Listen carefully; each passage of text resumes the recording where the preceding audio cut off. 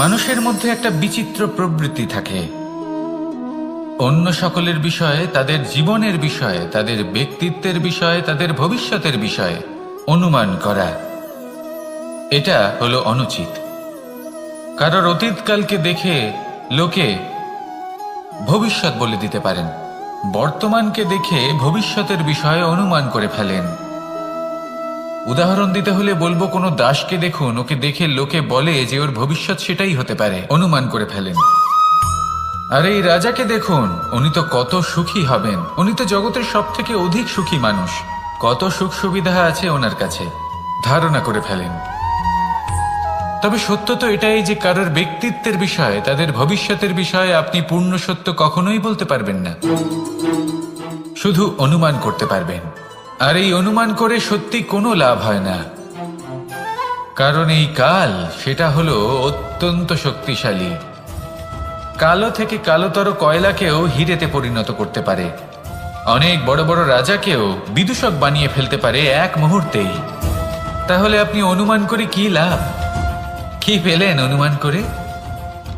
সেই জন্য কারোর বিষয়ে কোনো অনুমান করবেন না, তার ভবিষ্যতের বিষয়ে অনুমান করতে যাবেন না, কারোর বিষয়ে কোনো ধারণা করে নেবেন না। কিছু করতে হলে ভালোবাসুন, সবার মধ্যে ভালোবাসা ছড়ান, সবার মধ্যে ধন্যাত্মক ভাব ছড়ান। এই মন প্রসন্ন হয়ে বলবে, রাধা রাধা।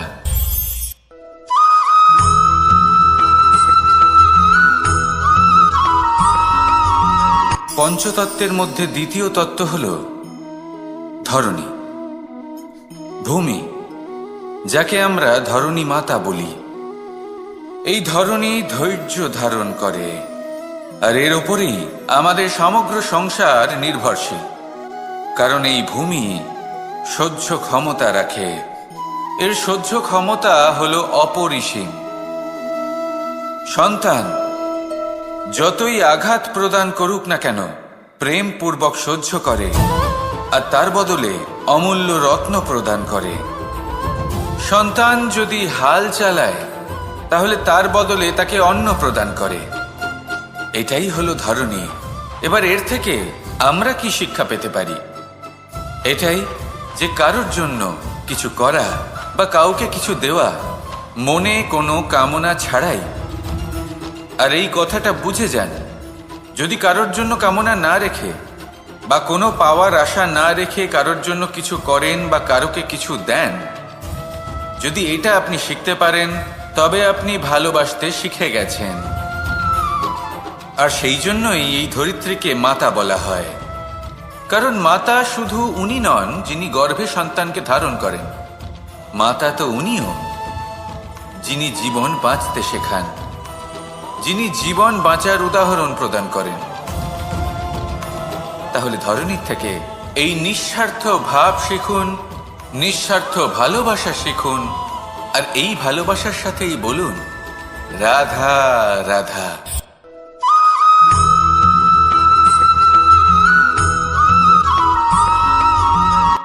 সংসারে আমাদের জীবনে যখন কোনো সুখ বা দুঃখ আসে, তার জন্য আমরা কাউকে না কাউকে অবশ্যই দায়ী করে থাকি, তাই না? এই ব্যক্তি আমাদের সাথে এরকম কাজ করেছেন, তাই আমার সাথে এমন হলো। ওই ব্যক্তি যদি এমনটা না করতেন, তাহলে আজ আমি ওই স্থানে পৌঁছতে পারতাম। সবই আপনার দৃষ্টিভঙ্গির ওপর নির্ভরশীল। আর যদি আপনার দৃষ্টিভঙ্গি এমন হয়, তাহলে তা অনুচিত। সত্যি কথা বলতে, এই সংসারে ভিন্ন ভিন্ন ধরনের মানুষ আছে। এটা আপনার উপর নির্ভর করছে কিভাবে তাদের স্বাগত জানাবেন। একবার ভাবুন, আমি আমার দুটো হাত সামনে নিয়ে এলাম, দুটো মুঠো খুলে দিলাম। দুই প্রকারের মানুষ আসবেন, কিছু না কিছু দিয়ে যাবেন। এই মুঠো যদি আমি বন্ধ করে দিই, তাহলে না কেউ আমাকে কিছু দিতে পারবে, না আমার কিছু যাবে আসবে। নিশ্চয়ই বুঝতে পারছেন এই দুই ধরনের ব্যক্তি কারা এবং তারা কি দিয়ে যান। আমি যদি নিজের মুঠো খুলে দিই, তাহলে কিছু ভালো মানুষ আসবেন, আমাকে আনন্দ, সন্তুষ্টি, জ্ঞান প্রদান করে যাবেন, ভালো অভিজ্ঞতা দিয়ে যাবেন। কোনো খারাপ ব্যক্তি যদি আসেন, তাহলে তিনিও খারাপ অভিজ্ঞতা দেবেন, যার থেকে আমি শিক্ষা লাভ করব। এই সব কিছু আমি লাভ করতে পারি। মুঠো যদি বন্ধ করে রাখি, তাহলে আমি কিছুই পাবো না। দেখুন, এই সংসারে প্রত্যেকের জীবনে এইরকম। প্রত্যেকের জীবনে সবকিছুই আছে, ভালো খারাপ দুই মানুষই আছে, ভালো অভিজ্ঞতা আছে, খারাপ অভিজ্ঞতা আছে। নির্ভর করছে আপনার উপর যে আপনি কি করবেন, এনাদের স্বাগত কিভাবে জানাবেন, কার থেকে কি বুঝবেন, কি শিখতে পারবেন, আর কোন দৃষ্টিভঙ্গি নিয়ে অগ্রসর হবেন। এটাই নির্ধারণ করবে যে আপনার জীবন কেমন হবে। আসুন আমার সাথে ভালোবেসে বলুন, রাধা রাধা।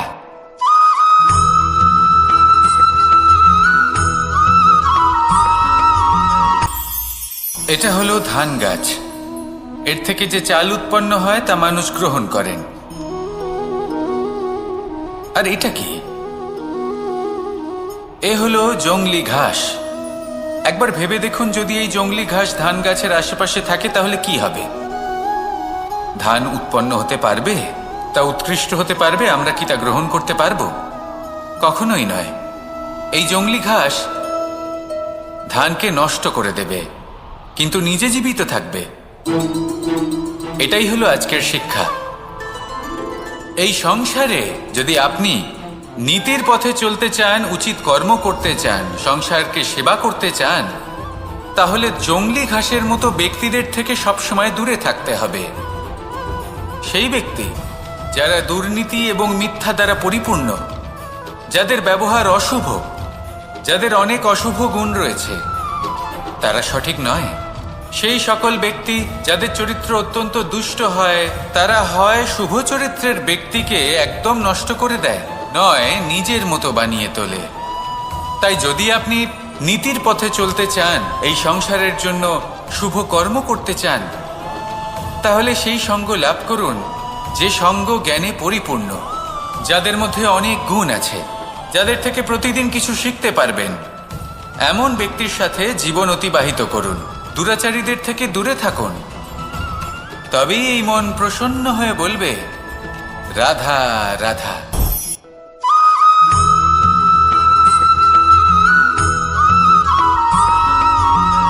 মানুষের মানসিকতা এমন হয় যে সে যতটা করে আশা করে যে তার থেকে অনেক বেশি তার বদলে সে পাবে।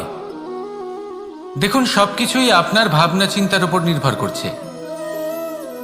আপনি যদি ফলের বিষয়ে ভেবে কর্ম করতে থাকেন তাহলে সেটা অনুচিত। জীবনের আসল আনন্দ হলো নিজের কর্ম করতে থাকা, ফলের চিন্তা করা উচিত নয়। যদি আপনি এরকম ভাবেন যে আমি এতটা করছি, আমার এতটা পাওয়া উচিত, সেই ভাবনা অনুচিত।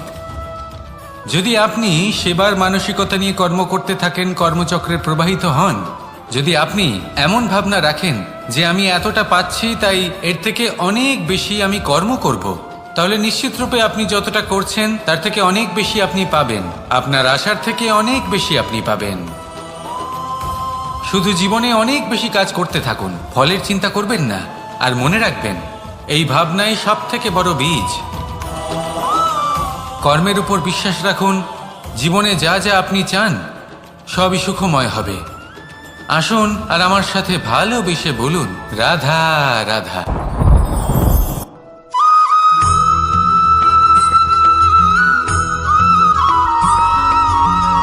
আপনি কখনো কোনো বাজকে নিজের বাসা বানাতে দেখেছেন? এই বাজ যখনই কোনো বাসা বানায় তখন উঁচু গাছের ডালে বা কোনো পর্বতের শিখরে বাসা বানায়, অনেক উচ্চতায়। আর সেখানে তার সন্তানও জন্মগ্রহণ করে। যখন এই সন্তানেরা জন্মায় তখন এই বাজ খুবই ভালোবেসে এবং খুব সাবধানে এদের পালন পোষণ করে। নিজের ঠোঁট দিয়ে তাদের ঠোঁটে খাবার পরিবেশন করে। কিন্তু যেই সেই সন্তানেরা হৃষ্টপুষ্ট হয়ে যায় এবং সেই কথা বাজ নিজে বুঝতে পেরে যায়, সেই বাজ নিজেই সেই বাসা ছিন্ন ভিন্ন করে দেয়। সেই সন্তান যাদের সবেমাত্র ডানা গজিয়েছে, কিভাবে উঠতে হয় তারা জানে না, সেই সন্তানগুলিকে উচ্চতা থেকে ঠেলে দেয়। সেই সন্তান প্রথমে ভয়ভীত হয়ে যায়। তারা সামনে মৃত্যুকে দেখতে পেয়ে ভয়ের কারণে তাদের ডানা ঝাপটাতে থাকে। আর সেই প্রক্রিয়াতেই সেই সন্তানগুলি উড়তে শুরু করে দেয়। এবার এই ঘটনায় আমরা কি শিক্ষা পেতে পারি? এটাই, যদি আপনি মাতাপিতা হন তাহলে নিজের সন্তানকে অবশ্যই স্নেহ করুন, কিন্তু তাদেরকে নিজের আঁচলের তলায় বেঁধে রাখবেন না। যদি আপনি চান আপনার সন্তান জীবনে উন্নতি করুক, তাহলে নিজের মুঠো থেকে তাদের স্বতন্ত্র করে দিন। এই সংসারে সংঘর্ষ করতে দিন। সেই সন্তান নিজেই বুঝতে পারবে যে জন্মের সময় পাওয়া ডানা কি করে ব্যবহার করতে হয়। আর আপনার চোখের সামনে আপনার সন্তান এই আকাশে উড়তে থাকবে। তাহলে আসুন আমার সাথে ভালোবেসে বলুন, রাধা রাধা।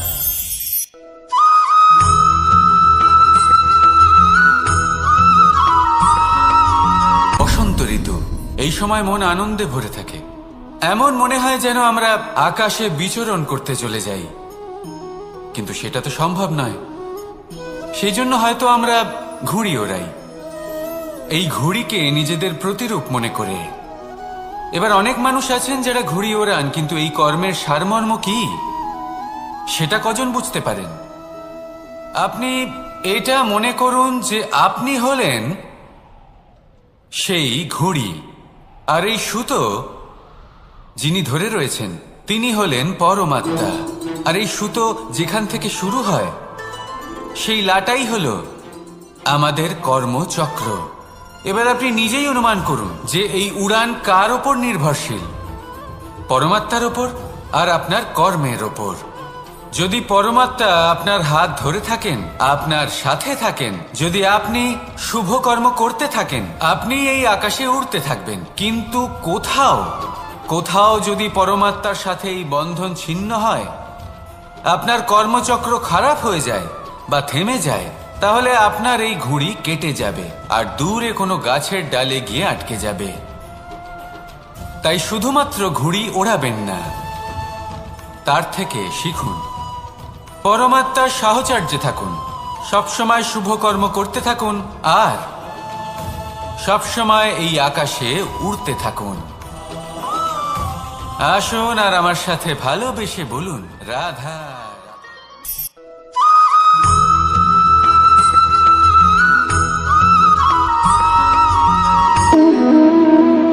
সম্পর্ক হলো আমাদের জীবনের একটি আধার।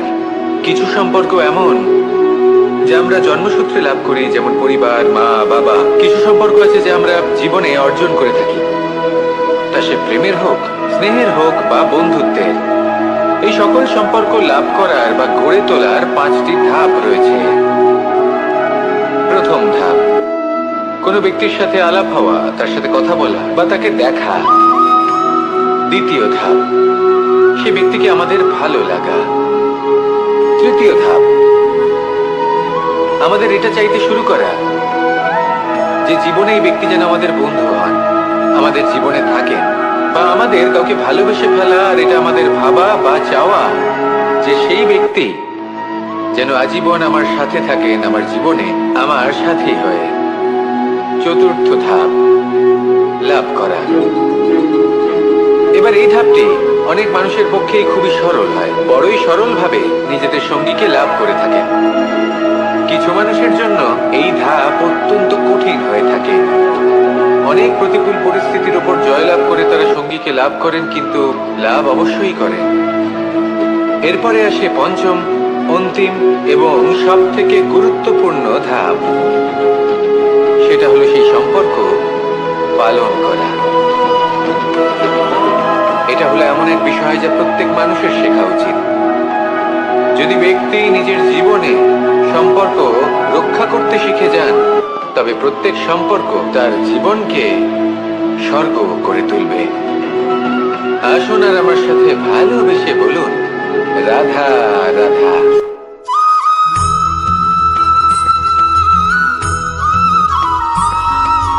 জীবনে যখন কোনো ব্যক্তি নিজের লক্ষ্য প্রাপ্তির জন্য নিরন্তর পরিশ্রম করতে থাকেন, চেষ্টা করতে থাকেন, তখন তিনি কষ্ট অনুভব করেন। কখনো শারীরিক কষ্ট, কখনো মানসিক কষ্ট। এবার উনি এটা ভাবতে থাকেন যে আমি কি উচিত করছি নাকি অনুচিত করছি। কারণ অন্যদিকে এমন একজন ব্যক্তিও আছেন যিনি একদমই পরিশ্রম চেষ্টা করছেন না। তিনি মদিরা পান করেন, বিলাসিতায় জীবন কাটান, অলস প্রকৃতির হয়ে ওঠেন, নিদ্রাতে বিলীন হয়ে থাকেন আর ভাবেন যে তিনি সুখ লাভ করছেন।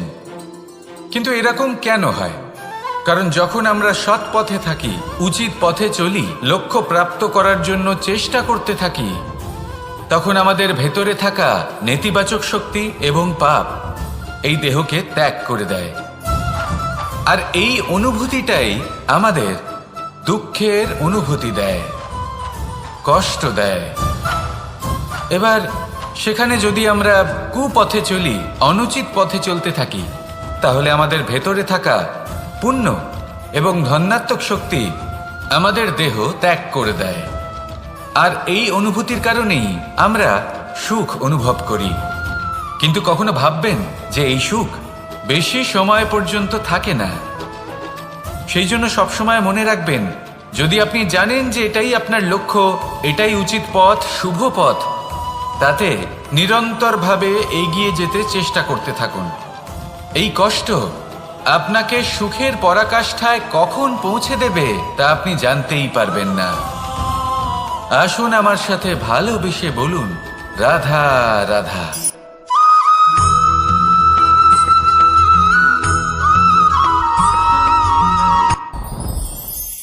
সাথী। সাথী এই শব্দটির ব্যাখ্যা কে কিভাবে করে? মিত্র, সখা, বন্ধু।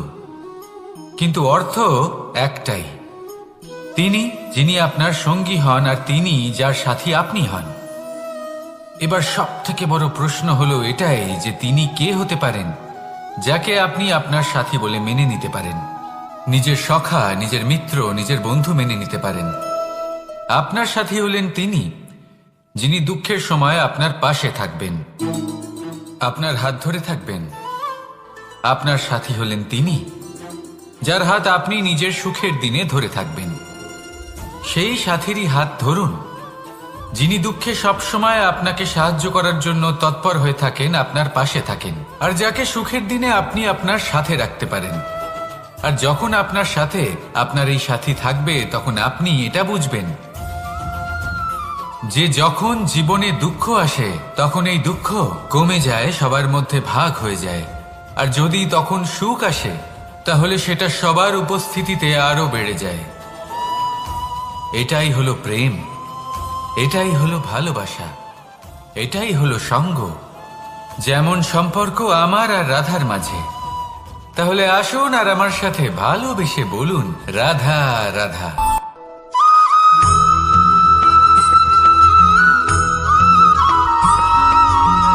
এই সংসারে প্রত্যেক মানুষ এটাই চান যে তিনি যেন ধনবান হন, আর্থিক অবস্থা তার ভালো থাকে, ওনার বাড়িতে লক্ষ্মীর আগমন হয়। কিন্তু সেটা হবে কি করে, সেটাই হলো প্রশ্ন। কেউ বলেন যে যদি পরিশ্রম করো তাহলে ধন অর্জন সম্ভব, কেউ বলেন যে যদি বিদ্যা লাভ হয় তবেই ধন অর্জন সম্ভব, কেউ বলেন যে যদি বলশালী হও তবেই সম্পন্ন থাকবে।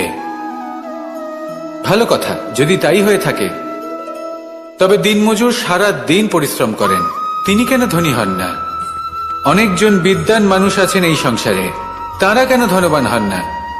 অনেক সংখ্যক বলশালী ব্যক্তি আছেন, তাদের কাছে ধন নেই কেন? তাদের কেন ধনের অভাব হয়? আবার এমনও কিছু মানুষ আছেন যারা পরিশ্রম করেন, তারা দিনমজুর, কিন্তু তারা ধন অর্জন করতে পারেন। কিছু বিদ্বান ব্যক্তি আছেন যাদের কাছে অধিক মাত্রায় ধন রয়েছে, কয়েকজন বলশালী ব্যক্তি রয়েছেন যাদের কাছে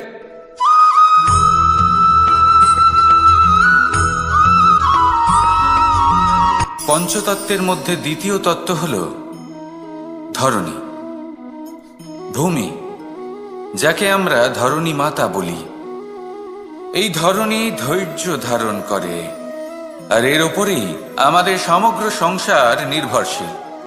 কারণ এই ভূমি সহ্য ক্ষমতা রাখে, এর সহ্য ক্ষমতা হল অপরিসীম।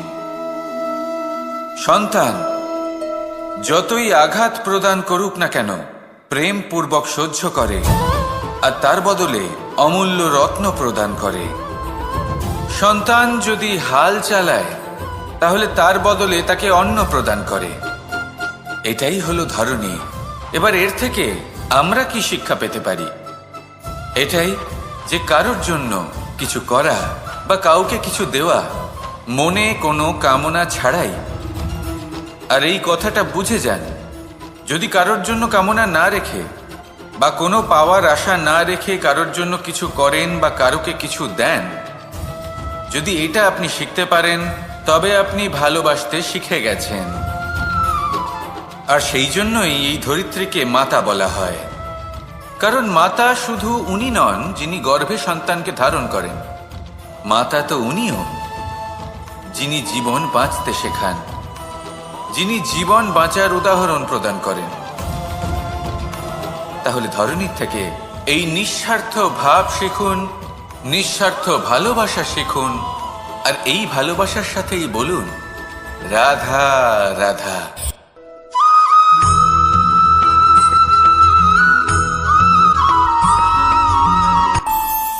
আমাদের মনে যখন কোনো প্রশ্ন ওঠে, কোনো দ্বন্দ্ব জাগে, তখন আমরা যাই আমাদের গুরুর কাছে, আমাদের আরাধ্যের কাছে গিয়ে জিজ্ঞেস করি। এইভাবেই একদিন আমি পৌঁছলাম আমার আরাধ্যের কাছে, আমার মহাদেবের কাছে, আর ওনাকে প্রশ্ন করলাম যে মহাদেব, জীবনে আনন্দ পাওয়ার, উৎসব পালনের, প্রেম ভাগ করে নেবার, জীবনকে উপভোগ করে নেওয়ার সর্বশ্রেষ্ঠ সময় কোনটা? মহাদেব হাসলেন আর উনি বললেন, জীবনে উৎসব পালনের সব থেকে শ্রেষ্ঠ দিন হল মৃত্যুর ঠিক আগের দিনটা। প্রেম ভাগ করে নেওয়ার সব থেকে শ্রেষ্ঠ মুহূর্ত হল মৃত্যুর ঠিক আগের মুহূর্ত। জীবনকে উপভোগ করে নেওয়ার সর্বশ্রেষ্ঠ প্রহর হল মৃত্যুর এক প্রহর পূর্বে। তখন আমি চমকে গেলাম। আমি বললাম, কিন্তু মহাদেব, মৃত্যু তো অনিশ্চিত, আমরা জানিও না কবে আমাদের মৃত্যু হবে। মহাদেব আবার হাসলেন। উনি বললেন যে যদি আমরা এভাবে জীবন কাটাই যে আমরা জীবনের প্রত্যেক দিন, প্রত্যেক মুহূর্ত, প্রত্যেক প্রহর শেষ বলে মনে করি, তাহলে আমাদের সমস্ত জীবন আনন্দের সাথেই অতিবাহিত হবে। কি বলেন?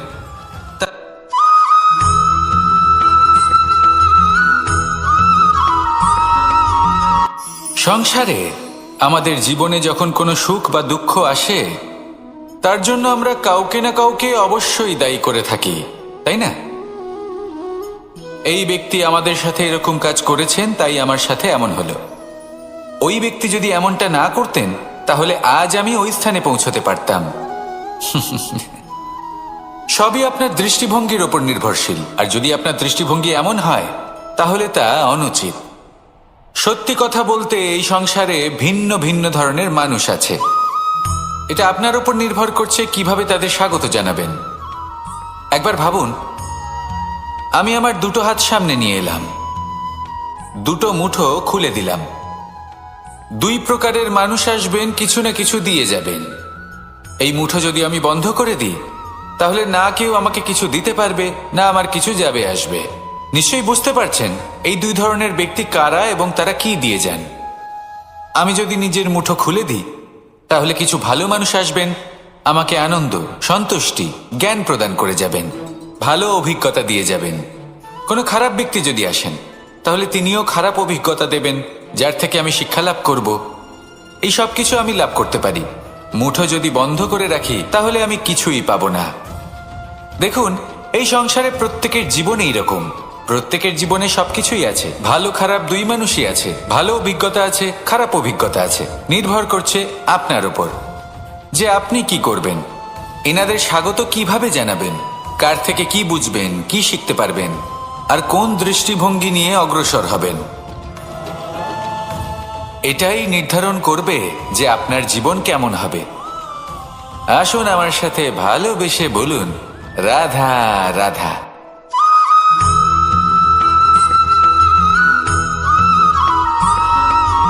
জীবনে অগ্রসর হওয়ার জন্য আমাদের কাকে প্রয়োজন হয়? মাতা পিতা, বন্ধু, প্রেম, সাহায্য, অর্থ, পরিশ্রম, আশা। ভিন্ন ভিন্ন মানুষ ভিন্ন ভিন্ন বিকল্প চয়ন করে। যদি আমি আপনাকে বলি, তাহলে জয় আর পরাজয়ের মন্ত্র দুটো শব্দের উপর নির্ভর করে, মেনে নেওয়া আর দৃঢ় হওয়া। যদি মেনে নেন, তাহলে হেরে যাবেন। যদি দৃঢ় হন, তাহলে নিশ্চিত রূপে জয়ী হবেন।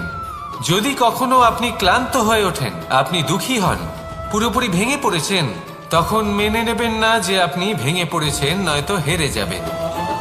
তখন উল্টে স্থির করবেন যে যাই হয়ে যাক না কেন, আমি জয়ী হবই। আর আপনি দেখবেন যে জয় নিশ্চিত রূপে আপনার কাছেই আসবে। তাহলে এই কথা মনে রাখবেন আর আমার সাথে ভালোবেসে বলবেন, রাধা রাধা।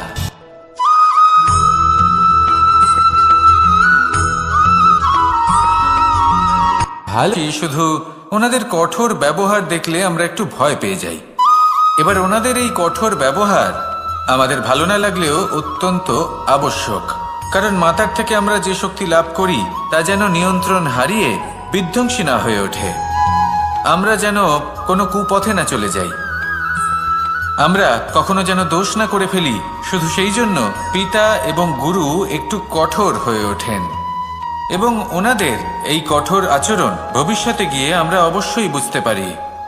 জীবনে কিছু বছর আমরা এগিয়ে যাই আর তারপর আমরা বুঝতে পারি যে বাবা এবং গুরু আমাদের যথেষ্ট ভালোবাসতেন, কিন্তু ওনাদের ভালোবাসার বহিঃপ্রকাশ আলাদা। প্রয়োজনীয় হলো এটা দেখার, এটা বোঝার যে শুরু থেকে আমাদের প্রতি ওনাদের আচরণ কেমন ছিল। ওনাদের কঠোর হওয়ার পেছনে ওনাদের ভালোবাসাটা বোঝার চেষ্টা করুন, ওনাদের চিন্তাটা বোঝার চেষ্টা করুন, ওনাদের পথপ্রদর্শনের আড়ালে আপনার ভবিষ্যতের জন্য যে পরিকল্পনা ওনারা করেছেন সেটা বোঝার চেষ্টা করুন। তখন আপনারা বুঝতে পারবেন ওনাদের ভালোবাসাকে। আপনার মনের মধ্যে আপনা থেকেই ওনাদের প্রতি সম্মান জেগে উঠবে। নিজের পিতা এবং নিজের গুরু এই দুজনের প্রতি কৃতজ্ঞতা প্রকাশ করুন আর আমার সাথে ভালোবেসে বলুন, রাধা রাধা।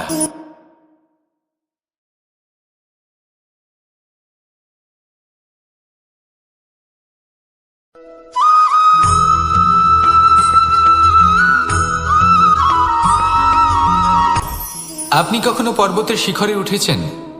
আপনি দেখতে পাবেন পর্বতের পদতলে প্রচুর সুন্দর ফুল রয়েছে, সবুজ বনানী রয়েছে।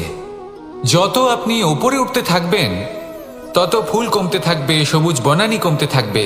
আরো কিছুটা উপরে উঠলে কাঁটা জাতীয় গাছ দেখতে পাবেন, শুকনো গাছ দেখতে পাবেন। আরো যদি উপরে ওঠেন তাহলে পাষাণ দেখতে পাবেন।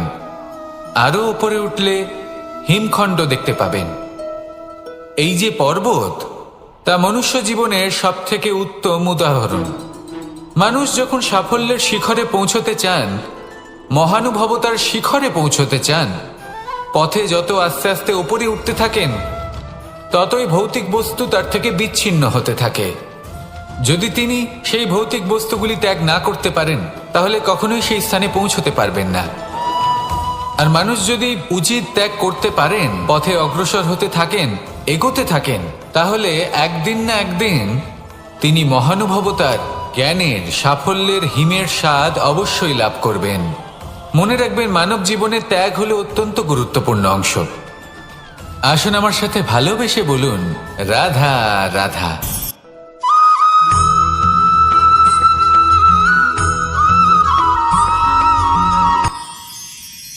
মানুষ তার জীবনে দুই ধরনের পরিস্থিতিকে খুব ভয় পায়। এক, কোনো কারণবশত কারোর সামনে নত হওয়া।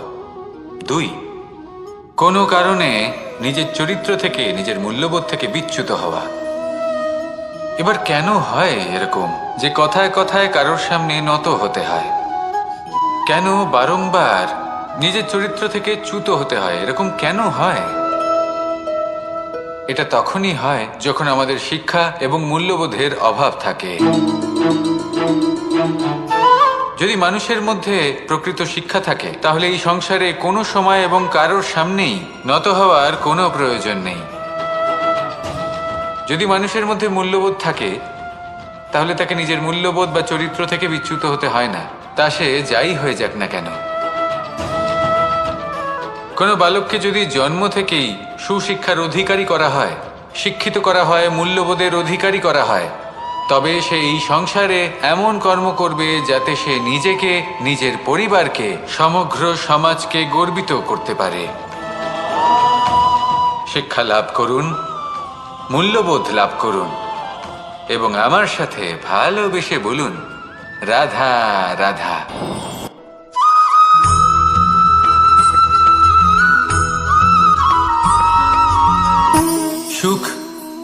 দুঃখ এবং শক্তি। এই তিন হলো এই সংসারের ত্রিদেবের মতো। আমাদের জীবনে যা কিছু ঘটছে এই তিনটির ভিত্তির উপরেই হচ্ছে। আসলে এই সংসারের একটা নিয়ম আছে, যখনই আপনি কিছু লাভ করেন এই সংসার আপনার পরীক্ষা নেয়। এটা জানার জন্য আপনার পরীক্ষা নেয় যে আপনি যা কিছুই লাভ করেছেন আপনি কি আদৌ সেটার যোগ্য কিনা। ঠিক সেইভাবেই এই সুখ, দুঃখ এবং শক্তি আপনার পরীক্ষা নিয়ে থাকে। যখন সুখ আসে তখন সে আপনার পরীক্ষা নেয় যে আপনার মধ্যে অহংবোধ জাগ্রত হয়নি তো। যদি অহংবোধ চলে আসে তাহলে সুখ সেখানেই সঙ্গ ত্যাগ করে। দুঃখ আপনার ধৈর্যের পরীক্ষা নিতে থাকে, আর যদি আপনার মধ্যে ধৈর্য না থাকে তাহলে এটা আপনাকে আরো বেশি দুঃখের গভীর অন্ধকারে ঠেলে দেবে। সেখানে শক্তি পরীক্ষা নেয় আপনার বিনম্রতার। যদি আপনি বিনম্র না হন তাহলে হয় এই শক্তি আপনার সঙ্গ ত্যাগ করবে, নয় এই শক্তি বিনম্রতার অভাবে আপনার পতনের কারণ হতে পারে। এই সংসারে যে কোনো ব্যক্তি যিনি এই পরীক্ষায় উত্তীর্ণ হয়ে থাকেন এই জীবনে তিনি সাফল্য লাভ করেন। আসুন আমার সাথে ভালোবেসে বলুন, রাধা রাধা।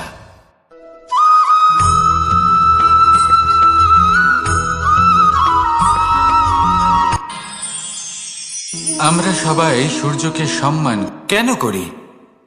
কারণ আমরা জানি যে সন্ধেবেলা যখন সূর্যাস্ত হবে তখন শুধুমাত্র অন্ধকার বাকি থাকবে।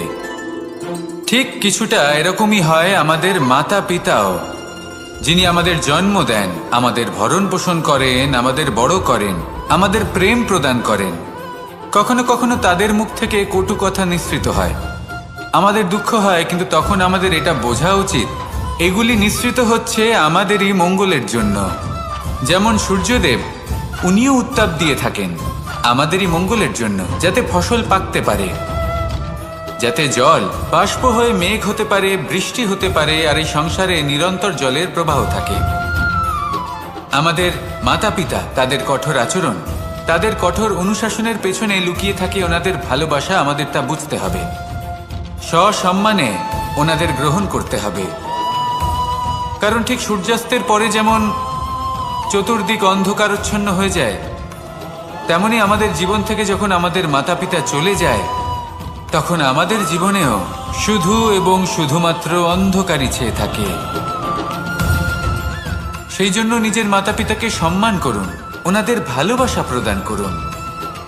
এই মন আর এই জীবন প্রসন্ন হয়ে বলবে, রাধা রাধা।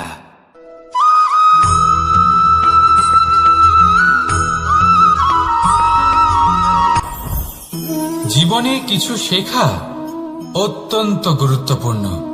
এবার কি কি শিখতে হবে সেই সব শেখানোর জন্য অনেক শিক্ষক রয়েছেন, কিন্তু কি শিখবেন না আর কি করবেন না এটা আমাদের নিজের অভিজ্ঞতা দিয়ে শিখতে হয়।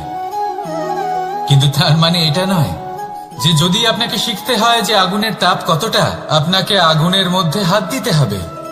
না, অন্য কারোর অভিজ্ঞতা দ্বারাও শিখতে পারেন। প্রশ্ন শুধুমাত্র একটাই যে আপনি কি শিখতে চান নাকি চান না। যদি আপনি এটাই ভাবেন যে আমি শুধুই নিজের অভিজ্ঞতা দ্বারাই শিখতে চাই, তাহলে জীবনকাল ছোট মনে হবে, অনেক কিছুই শিখতে পারবেন না। তাই নিজের সাথে সাথে বড়দের অভিজ্ঞতার দ্বারাও শেখা শুরু করে দিন। এই সংসারের অভিজ্ঞতা দ্বারা শিখতে শুরু করে দিন। আর এটা নিশ্চিত রূপে শেখা আবশ্যক যে কখন কি করবেন না, কোথায় থামতে হবে আর কোথায় থামবেন না। তাহলে আসুন আর আমার সাথে ভালোবেসে বলুন, রাধা রাধা।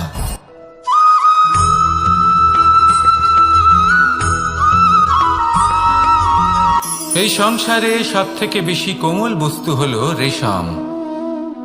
এই রেশম এতটাই কোমল হয় যে এর পুরো একটা থান শুধুমাত্র একটা হাতে ধরা সম্ভব। কখনো ভেবে দেখেছেন এই রেশম কিভাবে হয়? একটি কীট তার লালার দ্বারা উৎপন্ন হয়। এই কীট সেই রেশমকে পাক দিতে থাকে, পাক দিতেই থাকে আর আস্তে আস্তে তার মধ্যেই জড়িয়ে পড়ে। শেষে ওর এই সুন্দর অমূল্য সৃষ্টি রেশমের এই সুতো তার নির্মাণ কার্য পূর্ণ হয়, কিন্তু তাতেই ও নিজে বন্দী হয়ে যায়। নিজেরই মায়াজালের এই বন্দী গৃহে নিজেই ফেঁসে যায়। এবার এই সুতোকে ব্যবহারযোগ্য করে তোলার জন্য এই কীটগুলিকে এই কবচের সাথেই ফুটন্ত জলে ফেলে দেওয়া হয়। এই সংসারে যদি আমাদের স্বপ্ন এই সংসারের দুঃখ হরণ করার জন্য, এই সংসারে সুখ বিতরণ করার জন্য হয়, তবেই আমাদের প্রগতি সম্ভব। যদি আমাদের এই স্বপ্ন শুধুই আমাদের এবং আমাদের স্বার্থ সিদ্ধির জন্য হয়, তাহলে এই স্বপ্ন আমাদের অন্ধ করে দেবে, আমাদের অন্ধকারের পথে নিয়ে যাবে, আর আমরাও সেই কীটের মতো হয়ে যাব। নিজেদেরই মায়াজালে আমরা নিজেই ফেঁসে যাব, আর শেষে আমরা যদি কিছু লাভ করি তা হবে একাকিত্ব, অন্ধকারময় মৃত্যু। তাই স্বপ্ন অবশ্যই দেখুন, কিন্তু এমনভাবে স্বপ্ন দেখবেন না যে তার এই বন্দিগৃহে আপনি নিজেই ফেঁসে গেলেন। স্বপ্ন দেখুন পরোপকারে।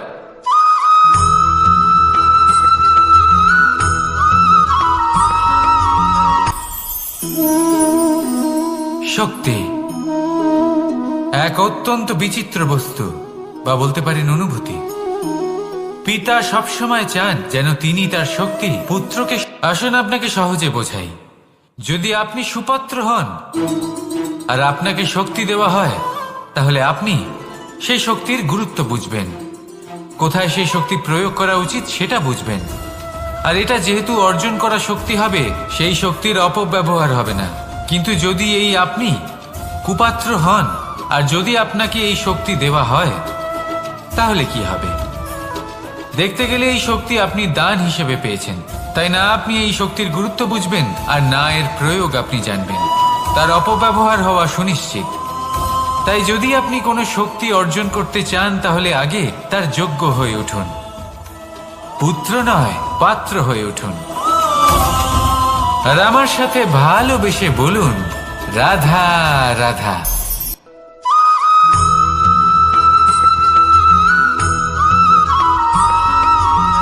এই সংসারে প্রত্যেক মানুষ এটাই চান যে তিনি যেন ধনবান হন, আর্থিক অবস্থা তার ভালো থাকে, ওনার বাড়িতে লক্ষ্মীর আগমন হয়। কিন্তু সেটা হবে কি করে, সেটাই হলো প্রশ্ন। কেউ বলেন যে যদি পরিশ্রম করো তাহলে ধন অর্জন সম্ভব, কেউ বলেন যে যদি বিদ্যা লাভ হয় তবেই ধন অর্জন সম্ভব, কেউ বলেন যে যদি বলশালী হও তবেই সম্পন্ন থাকবে।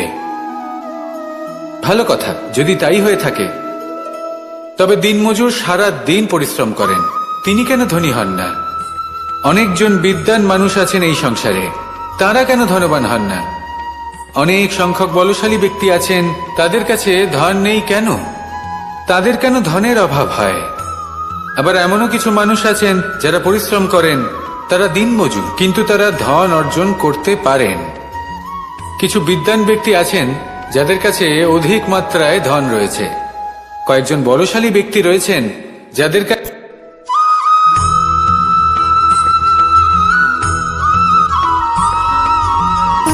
সুখ, দুঃখ এবং শক্তি, এই তিন হলো এই সংসারের ত্রিদেবের মতো। আমাদের জীবনে যা কিছু ঘটছে এই তিনটির ভিত্তির উপরেই হচ্ছে। আসলে এই সংসারের একটা নিয়ম আছে, যখনই আপনি কিছু লাভ করেন, এই সংসার আপনার পরীক্ষা নেয়। এটা জানার জন্য আপনার পরীক্ষা নেয় যে আপনি যা কিছুই লাভ করেছেন, আপনি কি আদৌ সেটার যোগ্য কিনা। ঠিক সেইভাবেই এই সুখ, দুঃখ এবং শক্তি আপনার পরীক্ষা নিয়ে থাকে। যখন সুখ আসে তখন সে আপনার পরীক্ষা নেয় যে আপনার মধ্যে অহংবোধ জাগ্রত হয়নি তো। যদি অহংবোধ চলে আসে তাহলে সুখ সেখানেই সঙ্গ ত্যাগ করে। দুঃখ আপনার ধৈর্যের পরীক্ষা নিতে থাকে, আর যদি আপনার মধ্যে ধৈর্য না থাকে তাহলে এটা আপনাকে আরো বেশি দুঃখের গভীর অন্ধকারে ঠেলে দেবে। সেখানে শক্তি পরীক্ষা নেয় আপনার বিনম্রতার। যদি আপনি বিনম্র না হন, তাহলে হয় এই শক্তি আপনার সঙ্গ ত্যাগ করবে, নয় এই শক্তি বিনম্রতার অভাবে আপনার পতনের কারণ হতে পারে। এই সংসারে যে কোনো ব্যক্তি যিনি এই পরীক্ষায় উত্তীর্ণ হয়ে থাকেন, এই জীবনে তিনি সাফল্য লাভ করেন। আসুন আমার সাথে ভালোবেসে বলুন, রাধা রাধা।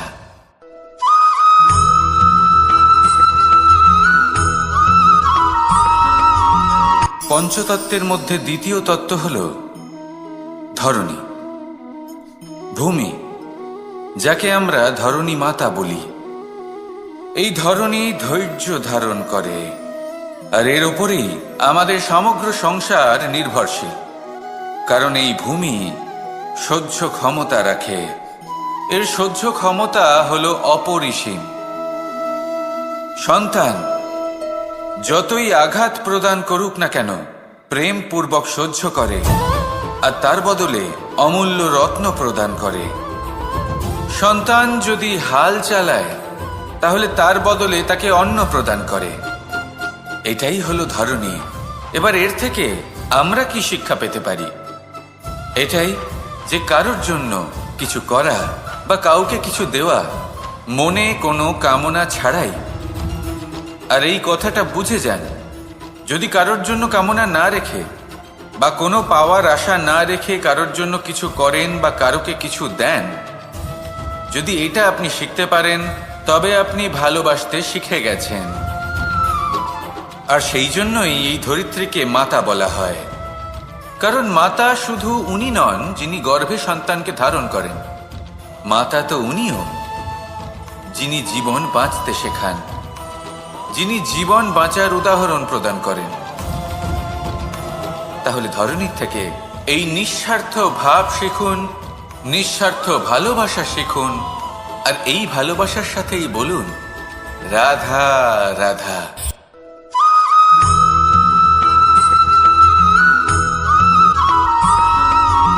মানুষ জন্মগ্রহণ করে, তার সাথে ভয়েরও জন্ম হয়। ছোটবেলা থেকেই আমাদের মনে কোনো না কোনো প্রকারের ভয় থেকেই যায়।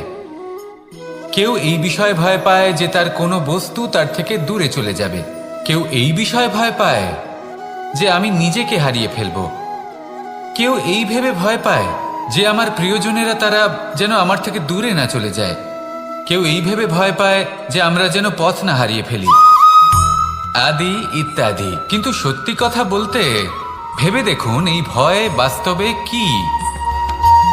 শুধুই একটা মনস্থিতি, আর কিছুই নয়। যা কিছু আপনি জীবনে পেয়েছেন তা একদিন আপনাকে হারাতে হবে। এই জীবন হলো আপনারই, কিন্তু তাও একদিন সমাপ্ত হবে। তাই ভয় পেয়ে কি লাভ? এই ভয় শুধু আপনাকে জীবন যাপন করা থেকে বাধা দিচ্ছে, আর কিচ্ছু নয়। পথ হারিয়ে ফেললেই বুঝতে পারবেন যে নতুন পথ কিভাবে বানাতে হয়। কিছু মানুষকে জীবন থেকে হারালে তবেই আপনি বুঝবেন যে আপনার আপনজনকে। এই ভয়ের কারণে ভীত হয়ে থাকবেন না। এই তারা নক্ষত্র অন্ধকারের অভাবে গুরুত্ব হারায়। শিবকেও মহাদেব হওয়ার জন্য বিষপান করতে হয়েছিল। প্রত্যেক পরিস্থিতি, প্রত্যেক সাফল্য আপনার পরীক্ষা নেবে, তাতে উত্তীর্ণ হওয়া হলো আপনার কর্ম। যখনই আপনি ভয় পাবেন বা সংকটের সম্মুখীন হবেন, তখন সাহসের সাথে তার সম্মুখীন হন। মনে রাখবেন, যে সম্মুখীন হতে জানে, সাফল্য তার সাথে সবসময় থাকে। আসুন আর আমার সাথে ভালোবেসে বলুন, রাধা রাধা।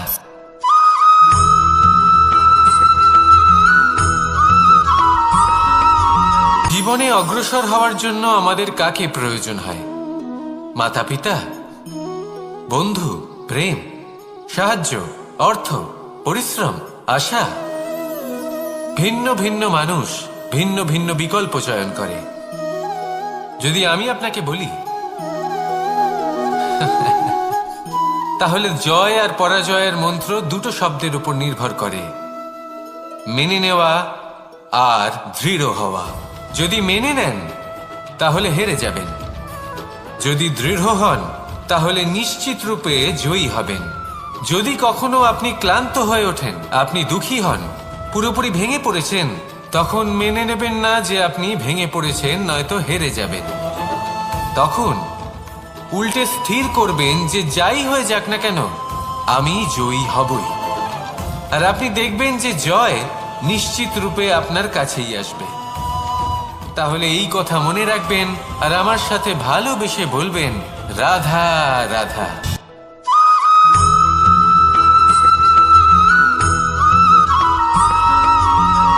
এই সংসারে কোনো বস্তু হোক বা ব্যক্তি হোক, তার একার গুরুত্ব কিন্তু খুব বেশি নয়। একটা উদাহরণ হিসেবে বৃষ্টির ফোঁটাকে ভেবে দেখুন।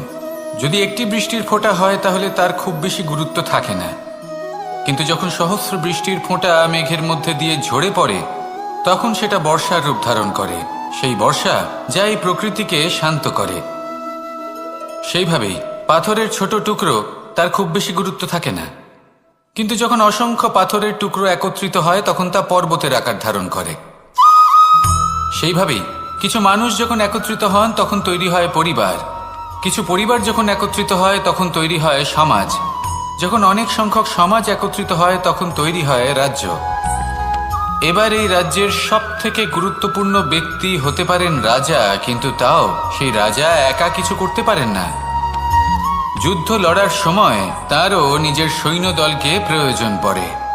কিন্তু এই সংসারে এমন একজন ব্যক্তি আছেন যিনি একাই সব কাজ করতে থাকেন, এবং সেই ব্যক্তি হলেন মা। আমাদের জীবনে একজন পিতার ভূমিকা কিন্তু নিঃসন্দেহে অমূল্য, কিন্তু আমাদের সকলের জীবনে যে ভূমিকা একজন মায়ের তা অন্য কারোর থাকে না। একজন মা একাই সন্তানকে বড় করতে পারেন, সংস্কারী করে তুলতে পারেন, তার জন্য পরিশ্রম করেন। আর এত কিছু কাজ করার পরেও তার কাজের জন্য তিনি প্রশংসা অবশ্য পান না। উল্টে যদি সেই সন্তান অনুচিত পথে চালিত হয়, অনুচিত কর্ম করে, তখন সেই মাকেই অপবাদের পাত্র হয়ে উঠতে হয়। আমাদের জীবনে মায়ের যোগদান কতটা সেটা বুঝুন। আপনাকে বড় করে তোলার জন্য উনি কতটা পরিশ্রম করেছেন সেটা বুঝুন। আজ থেকে, এখন থেকে, এই মুহূর্ত থেকে মাকে সম্মান করতে শিখুন। যখন সময় পাবেন, যখন সুযোগ হবে, তখন তার প্রশংসা করুন, ওনারও ভালো লাগবে। আর মায়ের এই মমতার জন্য, তার এই ভূমিকার জন্য আসুন সবাই মিলে আমরা তাকে প্রণাম করি, আর সকলে মিলে ভালোবেসে বলি, রাধা রাধা।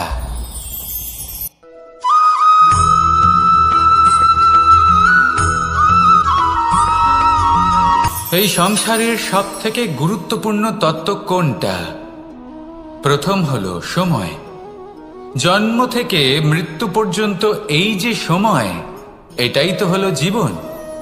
দ্বিতীয় হলো জীবন, যাতে আমরা সময়ের সদ্ব্যবহার করি, শ্রেষ্ঠ থেকে শ্রেষ্ঠতর কাজ করার চেষ্টা করি। বহু বছরের এই পরম্পরা, এই সংস্কৃতিকে এগিয়ে নিয়ে যাওয়ার চেষ্টা করি। এই সংসারে আমরা অংশগ্রহণ করতে চেষ্টা করি। তৃতীয় হলো ধন, সেই ধন যা প্রত্যেক ব্যক্তি অর্জন করতে চেষ্টা করেন। এবার এই তিনটি তত্ত্বের মধ্যে একটা সামঞ্জস্য আছে, সমান ব্যাপার আছে। সে ধনই হোক বা সময় হোক বা হোক জীবন। আর সেই সমান ব্যাপার হলো যে যদি আপনি এটা গণনা করতে থাকেন তাহলে তা কমতে থাকে, যদি আপনি এটা ব্যবহার করেন তাহলে তা বাড়তে থাকে। একে সংগঠিত করে রাখতে চেষ্টা করলে এ হাত থেকে ফসকে যায়, কিন্তু যদি আপনি একে সামলে রাখতে শিখে যান তাহলে এমন কাজ করবেন যাতে সংসারের সাথে সাথে পরবর্তী প্রজন্ম লাভবান হবে। যদি কিছু শিখতে চান তাহলে সামলাতে শিখুন, গণনা করা বা সংগঠিত করা নয়। আসুন আর আমার সাথে ভালোবেসে বলুন, রাধা রাধা।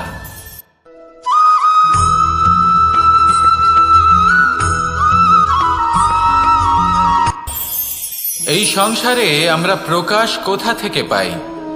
এর উত্তর বড়ই সরল। ভোরে যখন সূর্যোদয় হয় তখন প্রকাশের কিরণ আমাদের ঘরে এসে পৌঁছয়। এইভাবেই আমরা প্রকাশ লাভ করি। এবার এই প্রকাশের আলোতেই আমরা সারাদিনের কাজ সম্পন্ন করি। সন্ধে হয়ে যায়, সূর্যাস্তও হয়ে যায়, আর আমাদের ঘর যাতে অন্ধকার না হয় তার জন্য আমরা একটা প্রদীপ প্রজ্বলিত করি। এটাই ঘটে আমাদের জীবনেও। এবার প্রবাহমান আয়ুর সাথে আমরা আমাদের অন্তরে যদি একটা প্রদীপ প্রজ্বলিত করে নিই, তাহলে বিষয়টাই অন্যরকম হবে। এবার আপনি বলবেন কোন প্রকাশের কথা বলছি যা আমাদের অন্তরে জাগ্রত করা সম্ভব? আমাদের আত্মার মাঝে প্রেমের প্রকাশ জাগ্রত করার কথা বলছি। কারণ আমাদের এই জীবন এও হলো দিনের আলোর মতো। আজ প্রকাশ আছে, কিন্তু কোনোদিন অবশ্যই অস্ত হবে। কিন্তু অস্ত হবার আগে যদি আমরা আমাদের আত্মার মাঝে প্রেমের এই প্রকাশ উজ্জ্বলিত করে নিই, তাহলে আমাদের সন্ধ্যাকালও আমরা আনন্দে এবং প্রেমে যাপন করব। তাহলে আসুন আর আমার সাথে ভালোবেসে বলুন, রাধা রাধা।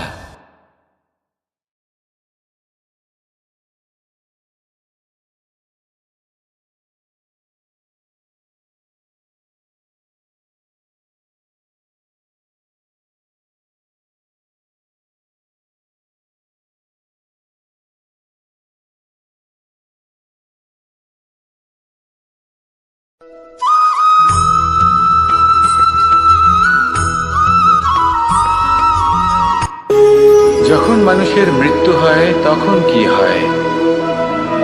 অনেক সংখ্যক মানুষ শোক পালন করতে চলে আসেন। যে ব্যক্তি মৃত্যু লাভ করেছেন তার অনেক বস্তু থাকে যেগুলো তার প্রিয়, যেগুলো তিনি ব্যবহার করেছেন। তার শয্যা, তার বস্ত্র, তার আভূষণ সবকিছু তার থেকে বিচ্ছিন্ন করা হয় এবং খালি হাতে তাকে শ্মশানের উদ্দেশ্যে রওনা করা হয়। আমি আপনাকে এই প্রশ্ন করতে চাই, আপনি এই সংসারে কি অর্জন করেছেন? ধন সম্পত্তি, বস্ত্র, আভূষণ, এই সব কিছু যে আপনি অর্জন করেছেন, আপনার মৃত্যুর পরে তা আপনার থেকে দূর হয়ে যাবে। এর উত্তর হলো একটাই, আপনার কর্ম। শুধু সেটাই আছে যা একান্ত আপনার, আর শুধু সেটাই এই সংসার থেকে চলে যাওয়ার পরেও সংসারেই জীবিত থাকবে।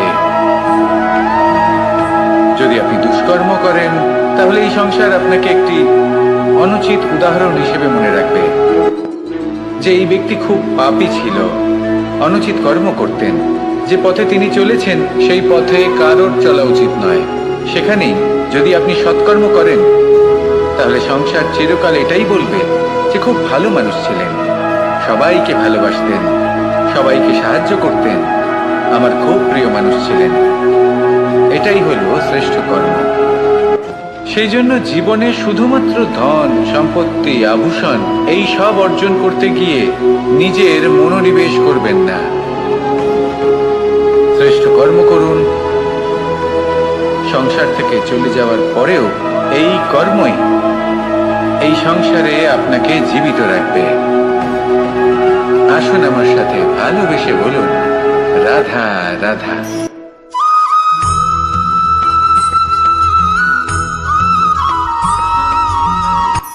এই সংসারে সাফল্য লাভ করার জন্য জ্ঞানের প্রয়োজন হয়, পরিশ্রমের প্রয়োজন হয়, দৃঢ় নিষ্ঠার প্রয়োজন হয়, নিরন্তর চেষ্টা করা প্রয়োজনীয়। কিন্তু আরো কিছু আছে যা অত্যন্ত প্রয়োজনীয় এবং গুরুত্বপূর্ণ। তা হলো ভালো বন্ধু। তাদের থাকা অত্যন্ত প্রয়োজনীয়। যদি ভালো বন্ধু থাকে, তাহলে সময় এলে তারা ঢাল হয়ে আপনাকে সুরক্ষা করবেন। সময় এলে অস্ত্রের মতো শত্রুকে সংহারও করবেন। যদি তিনি জ্ঞানী হন, তাদের মধ্যে সদ্গুণ থাকে, তাহলে এই সব গুণ আপনার মধ্যেও প্রবেশ করবে। তাহলে সাফল্যের জন্য ভালো বন্ধু পাওয়া অত্যন্ত প্রয়োজনীয়। কিন্তু শুধু বন্ধু কেন, ভালো শত্রুও থাকা প্রয়োজনীয়। এবার আপনি ভাববেন, এ আমি কি বললাম? যদি আপনার জীবনেও ভালো অর্থাৎ শক্তিশালী শত্রু থাকে, তাহলে আপনিও শক্তিশালী হতে থাকবেন। এই শত্রু আপনাকে প্রেরিত করবে আরো বেশি শক্তিশালী হয়ে ওঠার। কখনো কোনো হরিণকে দেখুন, তীব্র গতিতে দৌড়তে থাকে। কেন তীব্র গতিতে দৌড়য়? এই কারণে নয় যে কোথাও তার জন্য মধুর ঘাস অপেক্ষা করে রয়েছে, না।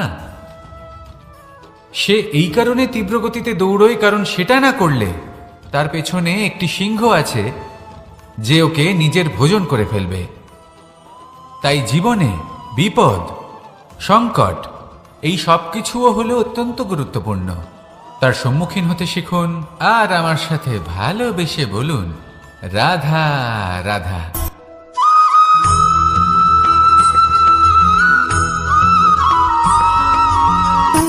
সুখ, দুঃখ এবং শক্তি, এই তিন হলো এই সংসারের ত্রিদেবের মতো। আমাদের জীবনে যা কিছু ঘটছে এই তিনটির ভিত্তির উপরেই হচ্ছে। আসলে এই সংসারের একটা নিয়ম আছে, যখনই আপনি কিছু লাভ করেন এই সংসার আপনার পরীক্ষা নেয়। এটা জানার জন্য আপনার পরীক্ষা নেয় যে আপনি যা কিছুই লাভ করেছেন আপনি কি আদৌ সেটার যোগ্য কিনা। ঠিক সেইভাবেই এই সুখ, দুঃখ এবং শক্তি আপনার পরীক্ষা নিয়ে থাকে। যখন সুখ আসে তখন সে আপনার পরীক্ষা নেয় যে আপনার মধ্যে অহংবোধ জাগ্রত হয়নি তো। যদি অহংবোধ চলে আসে তাহলে সুখ সেখানেই সঙ্গ ত্যাগ করে। দুঃখ আপনার ধৈর্যের পরীক্ষা নিতে থাকে, আর যদি আপনার মধ্যে ধৈর্য না থাকে তাহলে এটা আপনাকে আরো বেশি দুঃখের গভীর অন্ধকারে ঠেলে দেবে। সেখানে শক্তি পরীক্ষা নেয় আপনার বিনম্রতার।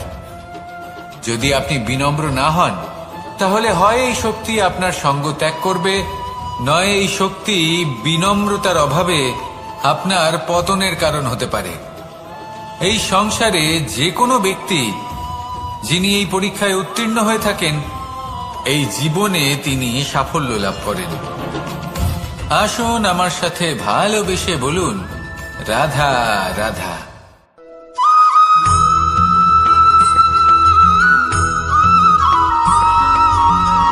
পুরুষার্থ। শাস্ত্রে 4 ধরনের পুরুষার্থের কথা বলা হয়েছে। প্রথম হলো ধর্ম। আপনি কি জানেন এই ধর্ম আসলে কি? আপনার কি মনে হয় ধর্ম আসলে কি? কোনো বিশেষ ঈশ্বরকে মানাই কি ধর্ম বলা হয়? নাকি কোনো বিশেষ রীতি পালন করাই হলো ধর্ম? নাকি কোনো বিশেষ সাহিত্যকে সর্বশ্রেষ্ঠ মনে করাই হলো ধর্ম? না, ধর্ম হলো সেটা যাকে ধারণ করা যেতে পারে। আর ধারণ শুধু সেটাই করা যায় যা পবিত্র। পবিত্র শুধু তাকেই বলা হয় যা নিঃস্বার্থ, যার মধ্যে শাসন করার কোনো ইচ্ছে নেই, যা সরলভাবেই প্রবাহমান, জল এবং বায়ুর মতো। যখন কোনো ব্যক্তি ধর্মকে ধারণ করেন এবং সেই ধর্ম সেই ব্যক্তিকে রক্ষা করে তখন তাকে ধর্ম বলা হয়। ধর্ম যা রক্ষা করে অহংকার থেকে, খারাপ চিন্তার হাত থেকে। সেই জন্য পুরুষার্থ গড়ে তোলার আগে, ধর্ম পালন করার আগে ধর্মের প্রকৃত অর্থ কি সেটা বুঝে নিন। এটা জেনে রাখুন যে সমস্ত ধর্মের আধার, সমস্ত ধর্মের ভিত শুধুমাত্র ভালোবাসা। আসুন আর এই ভালোবাসার সাথেই বলুন, রাধা রাধা।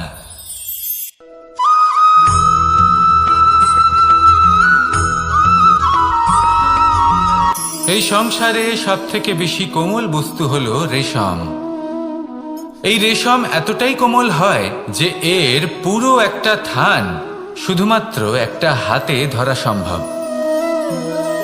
কখনো ভেবে দেখেছেন এই রেশম কিভাবে হয়? একটি কীট তার লালার দ্বারা উৎপন্ন হয়। এই কীট সেই রেশমকে পাক দিতে থাকে, পাক দিতেই থাকে আর আস্তে আস্তে তার মধ্যেই জড়িয়ে পড়ে। শেষে ওর এই সুন্দর অমূল্য সৃষ্টি রেশমের এই সুতো তার নির্মাণ কার্য পূর্ণ হয়, কিন্তু তাতেই ও নিজে বন্দী হয়ে যায়। নিজেরই মায়াজালের এই বন্দী গৃহে নিজেই ফেঁসে যায়। এবার এই সুতোকে ব্যবহারযোগ্য করে তোলার জন্য এই কীটগুলিকে এই কবচের সাথেই ফুটন্ত জলে ফেলে দেওয়া হয়। এই সংসারে যদি আমাদের স্বপ্ন এই সংসারের দুঃখ হরণ করার জন্য, এই সংসারে সুখ বিতরণ করার জন্য হয়, তবেই আমাদের প্রগতি সম্ভব। যদি আমাদের এই স্বপ্ন শুধুই আমাদের এবং আমাদের স্বার্থ সিদ্ধির জন্য হয়, তাহলে এই স্বপ্ন আমাদের অন্ধ করে দেবে। আমাদের অন্ধকারের পথে নিয়ে যাবে, আর আমরাও সেই কীটের মতো হয়ে যাব। নিজেদেরই মায়াজালে আমরা নিজেই ফেঁসে যাব, আর শেষে আমরা যদি কিছু লাভ করি তা হবে একাকিত্ব, অন্ধকারময় মৃত্যু। তাই স্বপ্ন অবশ্যই দেখুন, কিন্তু এমনভাবে স্বপ্ন দেখবেন না যে তার এই বন্দিগৃহে আপনি নিজেই ফেঁসে গেলেন। স্বপ্ন দেখুন পরোপকারে।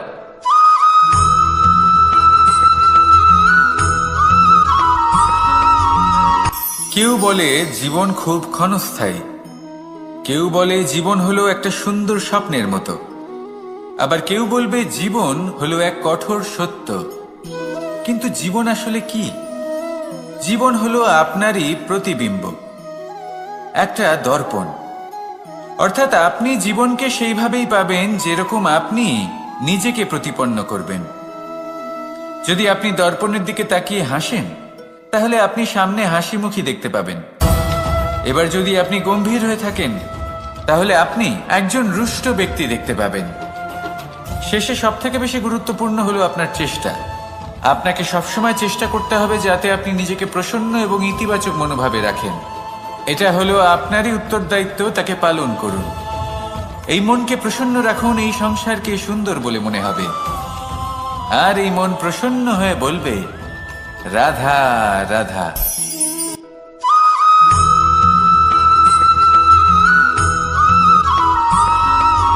জীবনে যখন কোনো ব্যক্তি নিজের লক্ষ্য প্রাপ্তির জন্য নিরন্তর পরিশ্রম করতে থাকেন, চেষ্টা করতে থাকেন, তখন তিনি কষ্ট অনুভব করেন।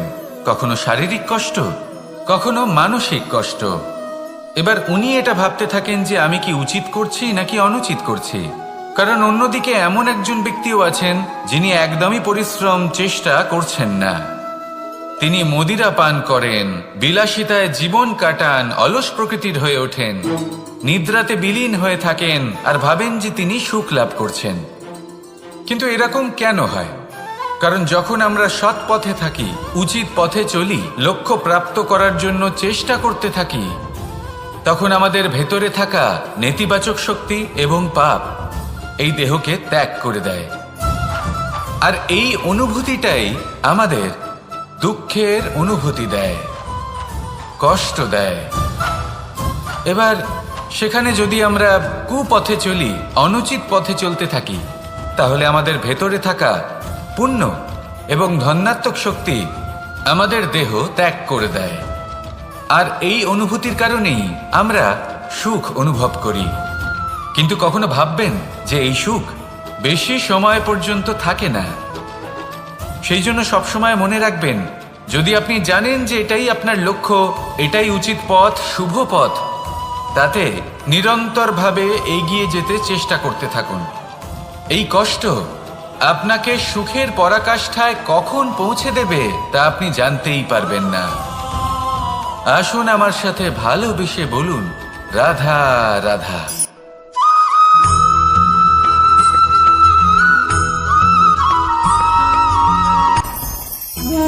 ভোজন। এবার ভোজন সংগ্রহ করার জন্য মানুষ কি না করেন, সব সময় চেষ্টা করতে থাকেন। ফসল উৎপাদনের জন্য অনেক পরিশ্রম করতে থাকেন, কিন্তু অনেক সময় অনেক পরিশ্রম করার পরেও ফসল ভালো উৎপাদন হয় না। এর কারণ কি? কারণ হলো এটাই যে আপনি পরিশ্রম হয়তো অনেক করেছেন, কিন্তু আপনার নজর তো সেই বীজের দিকে ছিলই না যা আপনি রোপণ করেছেন। সেই জন্য সব সময় কোনো বীজ রোপণ করার আগে তাকে পরখ করে দেখুন, তা অত্যন্ত আবশ্যক। আর সেইভাবেই যখনই কোনো কর্মের প্রশ্ন আসে, তাহলে সেখানে শুধুমাত্র পরিশ্রম যথেষ্ট নয়। সেই কাজের প্রতি আপনার কর্তব্য কি, আপনার উদ্দেশ্য কি, সেটা জানা হলো অত্যন্ত গুরুত্বপূর্ণ। তাই কর্ম করুন, কিন্তু সেই কর্মের প্রতি আপনার যা উদ্দেশ্য তার মাহাত্ম্য বুঝতে চেষ্টা করুন। তাহলে আসুন আমার সাথে ভালোবেসে বলুন, রাধা রাধা।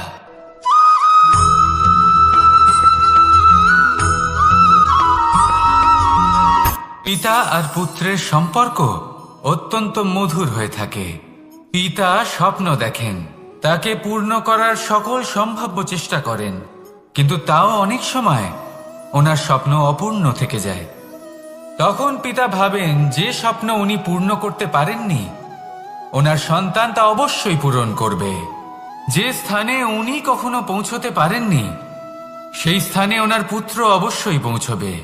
পিতা নিজের সন্তানের ভবিষ্যৎ নিয়ে সেই স্বপ্ন দেখেন, আর যখন সেই সন্তান সামনে এগোতে থাকে তখন তার দুঃখ হয় না, বরং গর্ব হয়।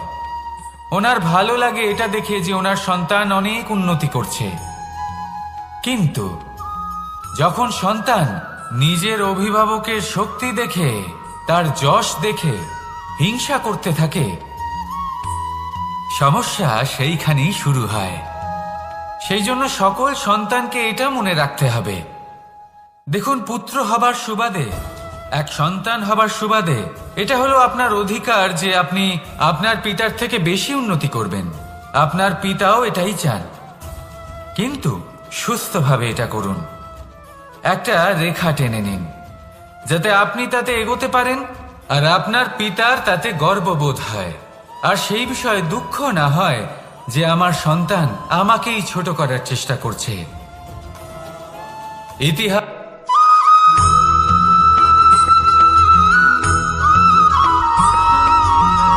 যখন আমরা কোনো বনে প্রবেশ করি, তখন এই সবুজ ঘাস দেখে, এই কোমল ঘাস দেখে আমাদের মন প্রফুল্ল হয়ে ওঠে। ভিন্ন ভিন্ন প্রজাতির ফুল, ভিন্ন ভিন্ন রঙের ফুল দেখে এই মন আনন্দে ভরে ওঠে। এখানে শিশুরা আনন্দ লাভ করে, বড়রা ভোজন গ্রহণ করেন, কথাবার্তা বলেন, হাঁটাহাঁটি করে বেড়ান। এবার ভেবে দেখুন, যখন এই উপবনের নির্মাণ হয়েছিল সেই সময় যদি এই মাটিকে সঠিকভাবে খনন না করা হতো, যদি তাতে সঠিকভাবে বীজ রোপণ না করা হতো, যদি কোনো সংঘর্ষ না হতো, পরিশ্রম না করা হতো, যদি চলতে চলতে পায়ে কাঁটা না বিঁধে যেত, তাহলে এই সুন্দর বন দেখে আমরা কি এই আনন্দ লাভ করতে পারতাম? কখনোই নয়। ধরুন কোনো নদীর তটে সুন্দর একটি বন আছে, সেই বনের আনন্দ লাভ করতে গেলে আপনাকে সেই নদী পার করতেই হবে। যদি সুখের নদীর কাছে পৌঁছতে চান, তাহলে তটে যে কাঁটা রয়েছে সেগুলোর সাথে সংঘর্ষ করতেই হবে।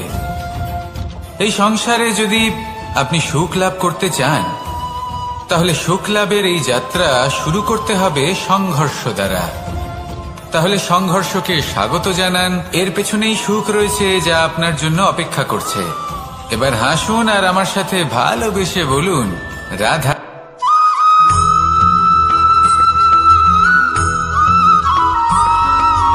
জীবনে অগ্রসর হওয়ার জন্য আমাদের কাকে প্রয়োজন হয়?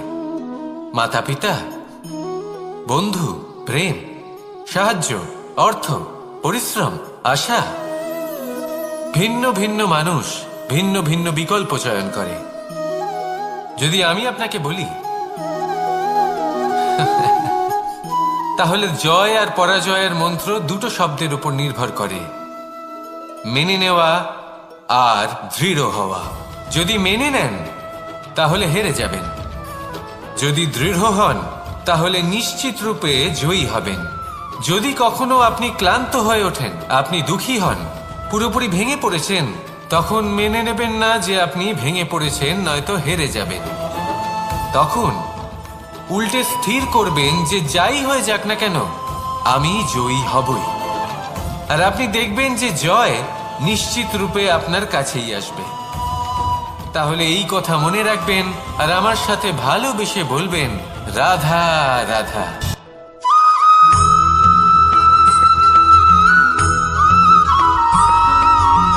এই সংসারে সব থেকে বড় ব্যক্তি কে? আপনি বলবেন, এই কেমন ধরনের প্রশ্ন? কিন্তু এটা হলো সব থেকে উচিত প্রশ্ন। কেউ এর উত্তর দেবে যে সেই মহাপ্রতাপী রাজা, তিনি হলেন সব থেকে বড় ব্যক্তি, সেই বড় রাজনীতিবিদ, তিনিই সব থেকে বড় ব্যক্তি। আমি আপনাকে জানাই যে সংসারের সব থেকে বড় ব্যক্তি হলেন তিনি, যার সাথে দেখা করলে আপনি নিজেকে ছোট মনে করবেন না। কোনো ব্যক্তি যিনি সব থেকে বেশি শক্তিশালী, আপনি যদি তার সামনে যান, তাহলে উনি আপনার অন্তরের শক্তিকে বাইরে বের করে আনবে। আপনার অন্তরে লুকিয়ে থাকা শক্তিকে জাগ্রত করতে প্রেরণা প্রদান করবে। তিনি হলেন বড় ব্যক্তি, তিনি হলেন মহান ব্যক্তি। তিনি নন যিনি নিজের বল এবং ঐশ্বর্য দ্বারা আপনাকে তার সামনে ছোট প্রমাণ করবেন। এবং সেই জন্য মহাদেব আমার আরাধ্য হলেন আমার খুব প্রিয়। কারণ রাজা হোক বা ফকির, কেউ যদি ওনার সামনে যান তাহলে সে নিজেকে ছোট মনে করেন না। আপনিও যদি জীবনে অনেক বড় হতে চান তাহলে কাউকে কখনো নিজেকে ছোট মনে করতে দেবেন না। তার অন্তরে বড় হয়ে ওঠার প্রেরণা প্রদান করুন। আসুন আমার সাথে ভালোবেসে বলুন, রাধা রাধা।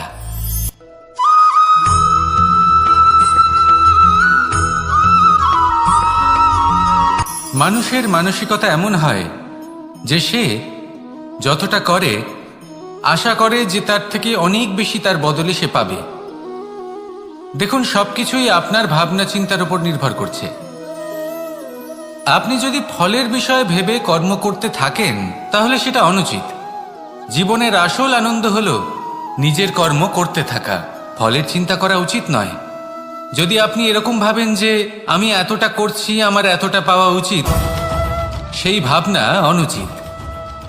যদি আপনি সেবার মানসিকতা নিয়ে কর্ম করতে থাকেন, কর্মচক্রে প্রবাহিত হন, যদি আপনি এমন ভাবনা রাখেন যে আমি এতটা পাচ্ছি তাই এর থেকে অনেক বেশি আমি কর্ম করব, তাহলে নিশ্চিত রূপে আপনি যতটা করছেন তার থেকে অনেক বেশি আপনি পাবেন। আপনার আশার থেকে অনেক বেশি আপনি পাবেন। শুধু জীবনে অনেক বেশি কাজ করতে থাকুন, ফলের চিন্তা করবেন না। আর মনে রাখবেন, এই ভাবনাই সব থেকে বড় বীজ। কর্মের উপর বিশ্বাস রাখুন। জীবনে যা যা আপনি চান সবই সুখময় হবে। আসুন আর আমার সাথে ভালোবেসে বলুন, রাধা রাধা।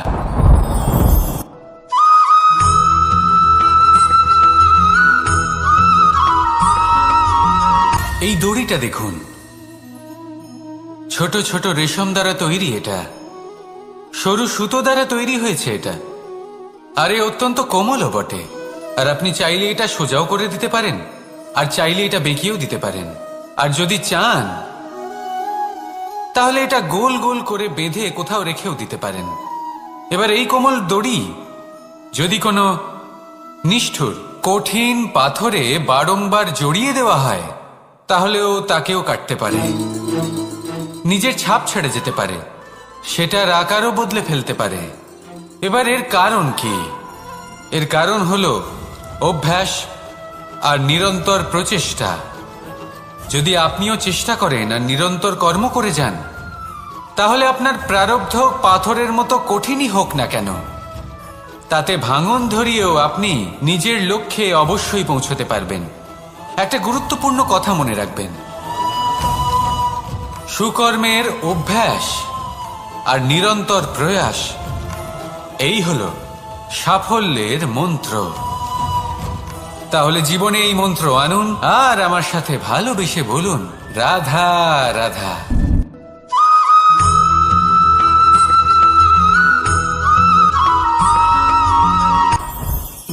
জীবনে কিছু শেখা অত্যন্ত গুরুত্বপূর্ণ। এবার কি কি শিখতে হবে সেই সব শেখানোর জন্য অনেক শিক্ষক রয়েছেন, কিন্তু কি শিখবেন না আর কি করবেন না এটা আমাদের নিজের অভিজ্ঞতা দিয়ে শিখতে হয়। কিন্তু তার মানে এটা নয় যে যদি আপনাকে শিখতে হয় যে আগুনের তাপ কতটা, আপনাকে আগুনের মধ্যে হাত দিতে হবে। না, অন্য কারোর অভিজ্ঞতা দ্বারাও শিখতে পারেন। প্রশ্ন শুধুমাত্র একটাই যে আপনি কি শিখতে চান নাকি চান না। যদি আপনি এটাই ভাবেন যে আমি শুধুই নিজের অভিজ্ঞতা দ্বারাই শিখতে চাই, তাহলে জীবনকাল ছোট মনে হবে, অনেক কিছুই শিখতে পারবেন না। তাই নিজের সাথে সাথে বড়দের অভিজ্ঞতা দ্বারাও শেখা শুরু করে দিন। এই সংসারের অভিজ্ঞতা দ্বারা শিখতে শুরু করে দিন। আর এটা নিশ্চিত রূপে শেখা আবশ্যক যে কখন কি করবেন না, কোথায় থামতে হবে আর কোথায় থামবেন না। তাহলে আসুন আর আমার সাথে ভালোবেসে বলুন, রাধা রাধা।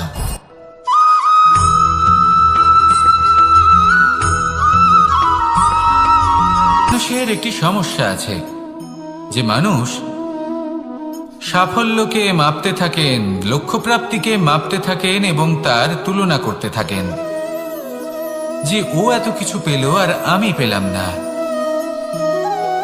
ওর কাছে এত কিছু আছে কিন্তু আমার কাছে নেই। এই তুলনা করার জন্য ওনারা দুঃখী হয়ে পড়েন, নিরাশ হয়ে পড়েন। তাই আমি একটা প্রশ্ন করছি যে এটা কি উচিত? এই সংসারে আপনি কি নিয়ে তুলনা করবেন, যেখানে সূর্যদেব চন্দ্রমা দুজনেই আছেন, দুজনেই হলেন বিশেষ, দুজনেই নিজ নিজ সময়ে উদিত হন। এদের মধ্যে একজন না থাকলে তাহলে আমাদের জীবন কঠিন হয়ে পড়বে। ঠিক সেইভাবেই আপনি যদি একটা বড় রেখা অঙ্কন করেন তাহলে অন্য রেখাটি ছোট হয়ে পড়ে না, সে তেমনই থাকে যেমনটা সে ছিল। আপনার অস্তিত্ব কখনো ছোট বা বড় হতে পারে না। শুধু তুলনা করার জন্য আপনার এটা মনে হতে পারে।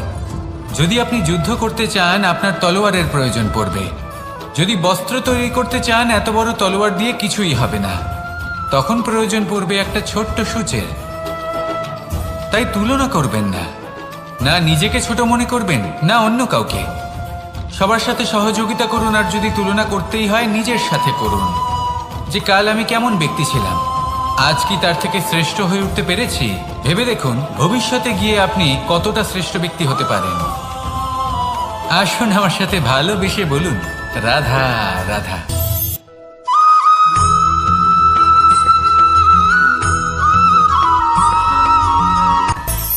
মানুষের মধ্যে একটা বিচিত্র প্রবৃত্তি থাকে, অন্য সকলের বিষয়ে, তাদের জীবনের বিষয়ে, তাদের ব্যক্তিত্বের বিষয়ে, তাদের ভবিষ্যতের বিষয়ে অনুমান করা। এটা হলো অনুচিত। কারোর অতীতকালকে দেখে লোকে ভবিষ্যৎ বলে দিতে পারেন, বর্তমানকে দেখে ভবিষ্যতের বিষয়ে অনুমান করে ফেলেন। উদাহরণ দিতে হলে বলবো, কোনো দাসকে দেখুন, ওকে দেখে লোকে বলে যে ওর ভবিষ্যৎ সেটাই হতে পারে, অনুমান করে ফেলেন। আর এই রাজাকে দেখুন, উনি তো কত সুখী হবেন, উনি তো জগতের সব থেকে অধিক সুখী মানুষ, কত সুখ সুবিধা আছে ওনার কাছে, ধারণা করে ফেলেন। তবে সত্য তো এটাই যে কারোর ব্যক্তিত্বের বিষয়ে, তাদের ভবিষ্যতের বিষয়ে আপনি পূর্ণ সত্য কখনোই বলতে পারবেন না, শুধু অনুমান করতে পারবেন। আর এই অনুমান করে সত্যি কোনো লাভ হয় না, কারণ এই কাল সেটা হলো অত্যন্ত শক্তিশালী। কালো থেকে কালোতর কয়লাকেও হিরেতে পরিণত করতে পারে, অনেক বড় বড় রাজাকেও বিদূষক বানিয়ে ফেলতে পারে এক মুহূর্তেই। তাহলে আপনি অনুমান করে কি লাভ? কি পেলেন অনুমান করে? সেই জন্য কারোর বিষয়ে কোনো অনুমান করবেন না, তার ভবিষ্যতের বিষয়ে অনুমান করতে যাবেন না, কারোর বিষয়ে কোনো ধারণা করে নেবেন না। কিছু করতে হলে ভালোবাসুন, সবার মধ্যে ভালোবাসা ছড়ান, সবার মধ্যে ধন্যাত্মক ভাব ছড়ান। এই মন প্রসন্ন হয়ে বলবে রাধা রাধা।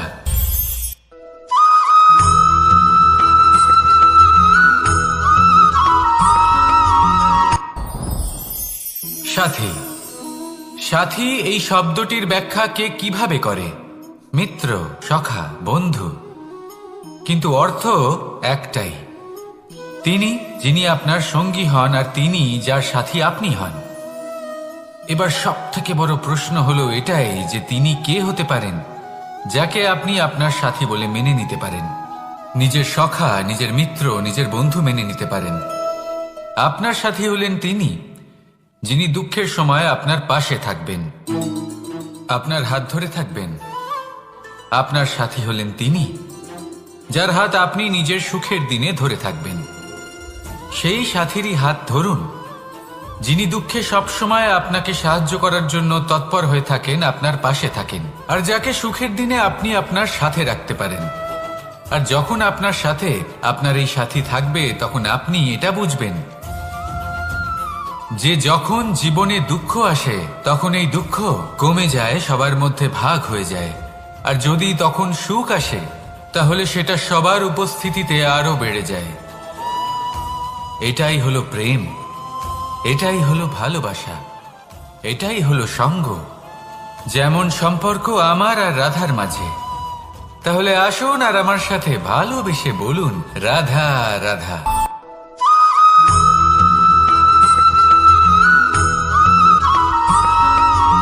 আমাদের শরীর প্রকৃতির সর্বশ্রেষ্ঠ রচনা। যে অঙ্গ প্রত্যঙ্গ আমরা লাভ করেছি প্রত্যেকটির মধ্যে একটি নিজস্ব বার্তা রয়েছে। একটু ভেবে দেখুন, দুটি চোখ দিয়েছে দেখার জন্য, দুটি কান দিয়েছে শোনার জন্য, নাসিকাও আছে দুটি, দুটি হাত দিয়েছে দ্বিগুণ পরিশ্রম করার জন্য। কিন্তু জীব শুধুমাত্র একটি, তার উপরেও তীক্ষ্ণ বলিষ্ঠ দাঁত দিয়েছে তার রক্ষার জন্য। কখনো ভেবে দেখেছেন কেন?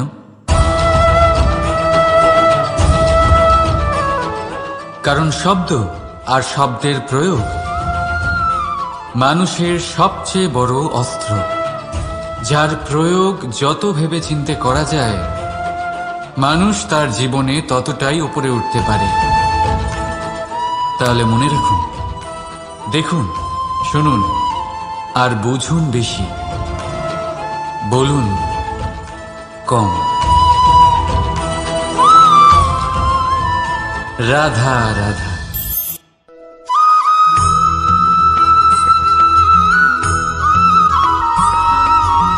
এই সংসারে সব থেকে বড় ব্যক্তি কে? আপনি বলবেন, এই কেমন ধরনের প্রশ্ন? কিন্তু এটা হলো সব থেকে উচিত প্রশ্ন। কেউ এর উত্তর দেবে যে সেই মহাপ্রতাপী রাজা, তিনি হলেন সব থেকে বড় ব্যক্তি, সেই বড় রাজনীতিবিদ, তিনিই সব থেকে বড় ব্যক্তি। আমি আপনাকে জানাই যে সংসারের সব থেকে বড় ব্যক্তি হলেন তিনি, যার সাথে দেখা করলে আপনি নিজেকে ছোট মনে করবেন না। কোনো ব্যক্তি যিনি সব থেকে বেশি শক্তিশালী, আপনি যদি তার সামনে যান তাহলে উনি আপনার অন্তরের শক্তিকে বাইরে বের করে আনবে, আপনার অন্তরের লুকিয়ে থাকা শক্তিকে জাগ্রত করতে প্রেরণা প্রদান করবে। তিনি হলেন বড় ব্যক্তি, তিনি হলেন মহান ব্যক্তি। তিনি নন যিনি নিজের বল এবং ঐশ্বর্য দ্বারা আপনাকে তার সামনে ছোট প্রমাণ করবেন। এবং সেই জন্য মহাদেব আমার আরাধ্য হলেন আমার খুব প্রিয়। কারণ রাজা হোক বা ফকির, কেউ যদি ওনার সামনে যান তাহলে সে নিজেকে ছোট মনে করেন না। আপনিও যদি জীবনে অনেক বড় হতে চান তাহলে কাউকে কখনো নিজেকে ছোট মনে করতে দেবেন না। তার অন্তরে বড় হয়ে ওঠার প্রেরণা প্রদান করুন। আসুন আমার সাথে ভালোবেসে বলুন, রাধা রাধা।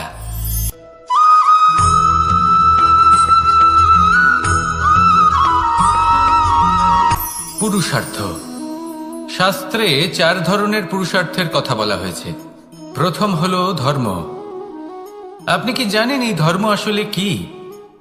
আপনার কি মনে হয় ধর্ম আসলে কি? কোনো বিশেষ ঈশ্বরকে মানাই কি ধর্ম বলা হয়?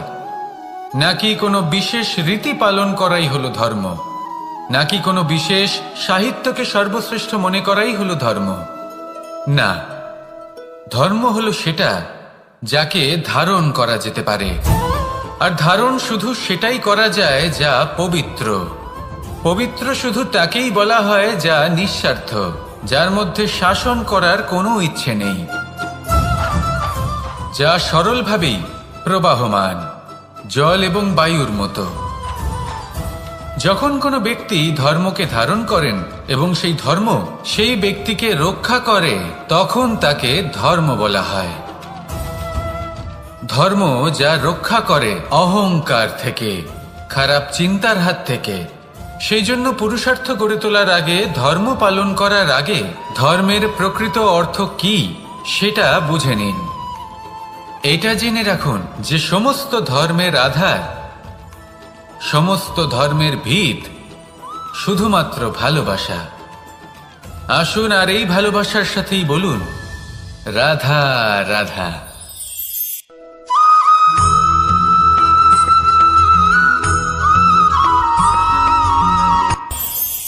এই সংসারে আমরা প্রকাশ কোথা থেকে পাই? এর উত্তর বড়ই সরল। ভোরে যখন সূর্যোদয় হয় তখন প্রকাশের কিরণ আমাদের ঘরে এসে পৌঁছয়। এইভাবেই আমরা প্রকাশ লাভ করি। এবার এই প্রকাশের আলোতেই আমরা সারাদিনের কাজ সম্পন্ন করি। সন্ধে হয়ে যায়, সূর্যাস্তও হয়ে যায়। আর আমাদের ঘর যাতে অন্ধকার না হয় তার জন্য আমরা একটা প্রদীপ প্রজ্বলিত করি। এটাই ঘটে আমাদের জীবনেও। এবার প্রবাহমান আয়ুর সাথে আমরা আমাদের অন্তরে যদি একটা প্রদীপ প্রজ্বলিত করে নিই, তাহলে বিষয়টাই অন্যরকম হবে। এবার আপনি বলবেন কোন প্রকাশের কথা বলছি যা আমাদের অন্তরে জাগ্রত করা সম্ভব? আমাদের আত্মার মাঝে প্রেমের প্রকাশ জাগ্রত করার কথা বলছি। কারণ আমাদের এই জীবন এও হলো দিনের আলোর মতো। আজ প্রকাশ আছে, কিন্তু কোনোদিন অবশ্যই অস্ত হবে। কিন্তু অস্ত হবার আগে যদি আমরা আমাদের আত্মার মাঝে প্রেমের এই প্রকাশ উজ্জ্বলিত করে নিই, তাহলে আমাদের সন্ধ্যাকালও আমরা আনন্দে এবং প্রেমে যাপন করব। তাহলে আসুন আর আমার সাথে ভালোবেসে বলুন, রাধা রাধা।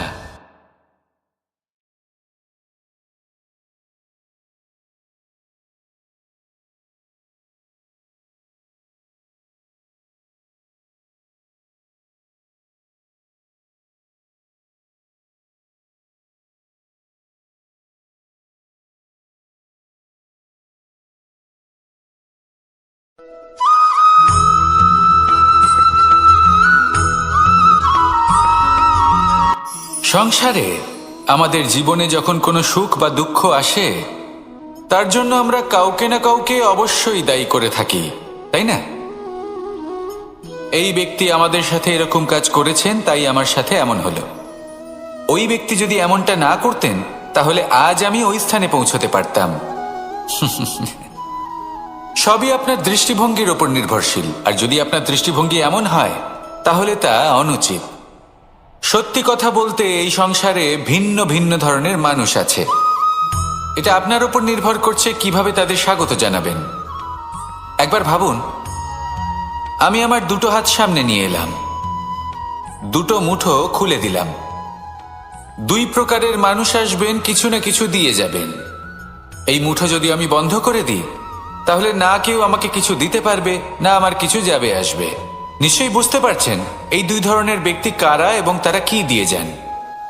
আমি যদি নিজের মুঠো খুলে দিই, তাহলে কিছু ভালো মানুষ আসবেন, আমাকে আনন্দ, সন্তুষ্টি, জ্ঞান প্রদান করে যাবেন, ভালো অভিজ্ঞতা দিয়ে যাবেন। কোনো খারাপ ব্যক্তি যদি আসেন, তাহলে তিনিও খারাপ অভিজ্ঞতা দেবেন, যার থেকে আমি শিক্ষা লাভ করব। এই সব কিছু আমি লাভ করতে পারি। মুঠো যদি বন্ধ করে রাখি, তাহলে আমি কিছুই পাবো না। দেখুন, এই সংসারে প্রত্যেকের জীবনে এইরকম। প্রত্যেকের জীবনে সবকিছুই আছে, ভালো খারাপ দুই মানুষই আছে। ভালো অভিজ্ঞতা আছে, খারাপ অভিজ্ঞতা আছে। নির্ভর করছে আপনার উপর যে আপনি কি করবেন, এনাদের স্বাগত কিভাবে জানাবেন, কার থেকে কি বুঝবেন, কি শিখতে পারবেন, আর কোন দৃষ্টিভঙ্গি নিয়ে অগ্রসর হবেন। এটাই নির্ধারণ করবে যে আপনার জীবন কেমন হবে। আসুন আমার সাথে ভালোবেসে বলুন, রাধা রাধা।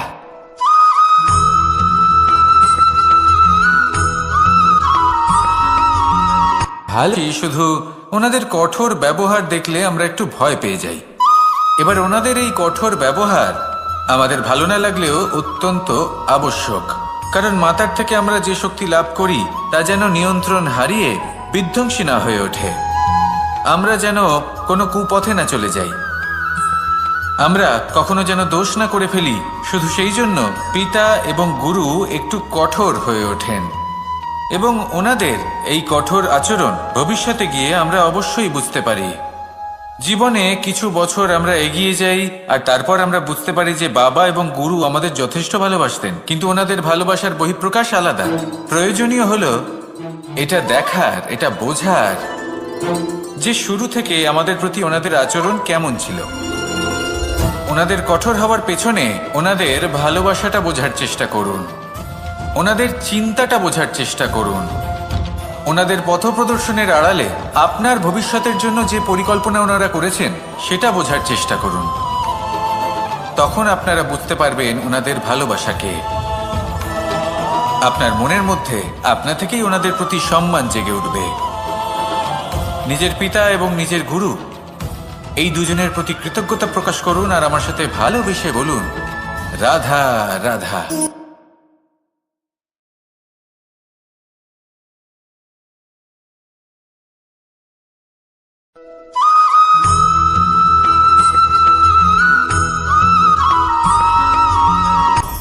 আপনি কখনো পর্বতের শিখরে উঠেছেন?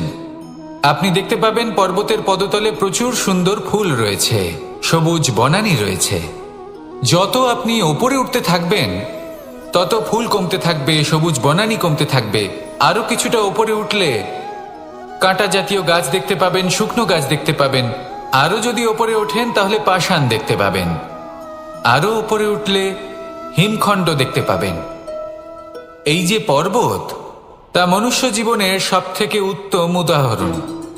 মানুষ যখন সাফল্যের শিখরে পৌঁছতে চান, মহানুভবতার শিখরে পৌঁছতে চান, পথে যত আস্তে আস্তে উপরে উঠতে থাকেন ততই ভৌতিক বস্তু তার থেকে বিচ্ছিন্ন হতে থাকে। যদি তিনি সেই ভৌতিক বস্তুগুলি ত্যাগ না করতে পারেন তাহলে কখনোই সেই স্থানে পৌঁছতে পারবেন না। আর মানুষ যদি উচিত ত্যাগ করতে পারেন, পথে অগ্রসর হতে থাকেন, এগোতে থাকেন, তাহলে একদিন না একদিন তিনি মহানুভবতার, জ্ঞানের, সাফল্যের হিমের স্বাদ অবশ্যই লাভ করবেন। মনে রাখবেন, মানব জীবনের ত্যাগ হলো অত্যন্ত গুরুত্বপূর্ণ অংশ। আসুন আমার সাথে ভালোবেসে বলুন, রাধা রাধা।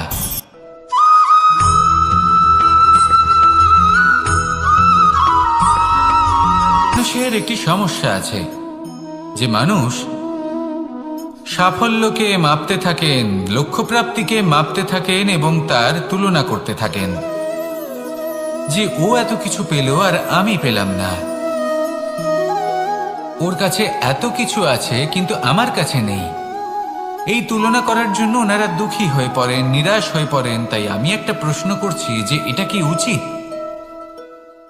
এই সংসারে আপনি কি নিয়ে তুলনা করবেন, যেখানে সূর্যদেব, চন্দ্রমা দুজনেই আছেন, দুজনেই হলেন বিশেষ, দুজনেই নিজ নিজ সময়ে উদিত হন। এদের মধ্যে একজন না থাকলে তাহলে আমাদের জীবন কঠিন হয়ে পড়বে। ঠিক সেইভাবেই আপনি যদি একটা বড় রেখা অঙ্কন করেন তাহলে অন্য রেখাটি ছোট হয়ে পড়ে না, সে তেমনই থাকে যেমনটা সে ছিল। আপনার অস্তিত্ব কখনো ছোট বা বড় হতে পারে না, শুধু তুলনা করার জন্য আপনার এটা মনে হতে পারে। যদি আপনি যুদ্ধ করতে চান আপনার তলোয়ারের প্রয়োজন পড়বে। যদি বস্ত্র তৈরি করতে চান এত বড় তলোয়ার দিয়ে কিছুই হবে না, তখন প্রয়োজন পড়বে একটা ছোট্ট সূচের। তাই তুলনা করবেন না, না নিজেকে ছোট মনে করবেন না অন্য কাউকে। সবার সাথে সহযোগিতা করুন, আর যদি তুলনা করতেই হয় নিজের সাথে করুন, যে কাল আমি কেমন ব্যক্তি ছিলাম, আজ কি তার থেকে শ্রেষ্ঠ হয়ে উঠতে পেরেছি। ভেবে দেখুন ভবিষ্যতে গিয়ে আপনি কতটা শ্রেষ্ঠ ব্যক্তি হতে পারেন। আসুন আমার সাথে ভালোবেসে বলুন, রাধা রাধা।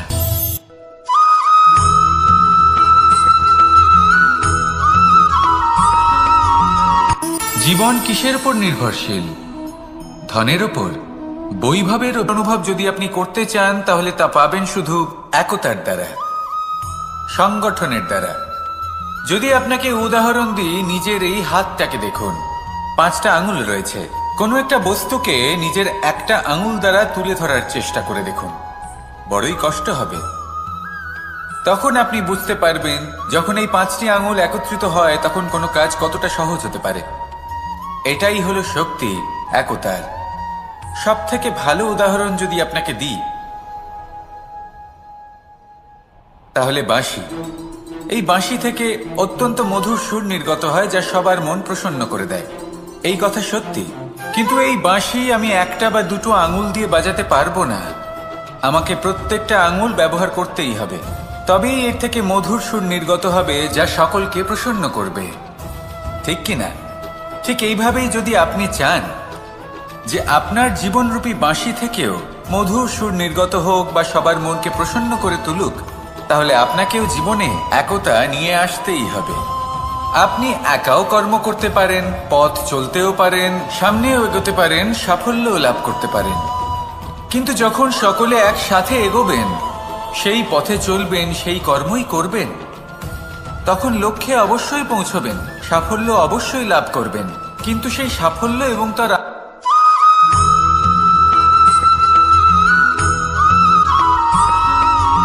কখনো কখনো আমরা ভাবি যে কোনো ব্যক্তি যিনি ধর্মের পথে চলেছেন, যদি তার দ্বারা কোনো ভুল হয়ে থাকে তাহলে নিয়তি তাকে সেই মুহূর্তেই কঠোর শাস্তি দেন। কিন্তু সেই সব মানুষ যারা সংসারের সব থেকে বড় অধর্মী, বহু নিকৃষ্ট মানের কাজ করেন, তাদের নিয়তি অনেক সুযোগ দেন। তাদের নিয়তি এরকম কঠোর প্রহার করেন না। এই ভাবনা কখনো না কখনো মনে আসেই। ভেবে দেখুন কেন। আসলে জীবনকে বেশিরভাগ মানুষ একভাবেই দেখে থাকেন, বিভিন্ন স্তরে একে দেখা উচিত। এবার আপনি বলুন, এই সংসারে কোনো অধর্মী কখনো প্রেরণার উৎস হতে পারেন? কখনোই নয়। যে মানুষ নিজের আত্মাকে মলিন করে ফেলেছেন, তিনি এই সংসারকে কিভাবে প্রেরণা যোগাবেন? উনি নিজেই বুঝতে পারেন না কোনটা করা উচিত, ধর্ম কোনটা। তাই নিয়তি তাকে একটা সুযোগ দেন, এটা বোঝার সুযোগ দেন যে কোনটা উচিত, কোনটা ধর্ম। সুযোগ দেন নিজের বিবেক জাগিয়ে তোলার, তাকে সুযোগ দেন নিজের অন্তরাত্মার ডাক শোনার। যখন তাতেও কাজ হয় না, তখন নিয়তির কাছে একটাই পথ বাকি থাকে, আর তা হল মহাবিনাশ। মহাবিনাশ হয়তো দেরিতেই আসতে পারে, কিন্তু তা অবশ্যই আসবে। আর যখন মহাবিনাশ আসে, তখন মহাবিনাশের যন্ত্রণা সমগ্র মানব জীবনের যন্ত্রণার থেকে অনেক বেশি হয়। এই কথাটা সবসময় মনে রাখবেন। আর অন্যদিকে যে মানুষ ধর্মের পথে চলছেন, তার দ্বারা যদি কোনো ভুল হয়ে থাকে, তখন নিয়তি তার পরীক্ষা নেন। কিছুক্ষণের জন্য মানুষের মনে হতে পারে নিয়তি তাকে কঠোর শাস্তি দিয়েছেন।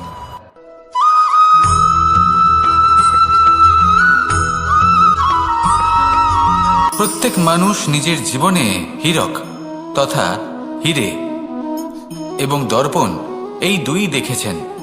এই দুই হলো সাদা, এবং এরা দুজনেই আলোর প্রতিফলন ঘটায় এবং এরা দুজনেই উজ্জ্বল হয়ে ওঠে। আপনি হয়তো মনে মনে ভাবছেন যে এটা কি ধরনের তুলনা করছি।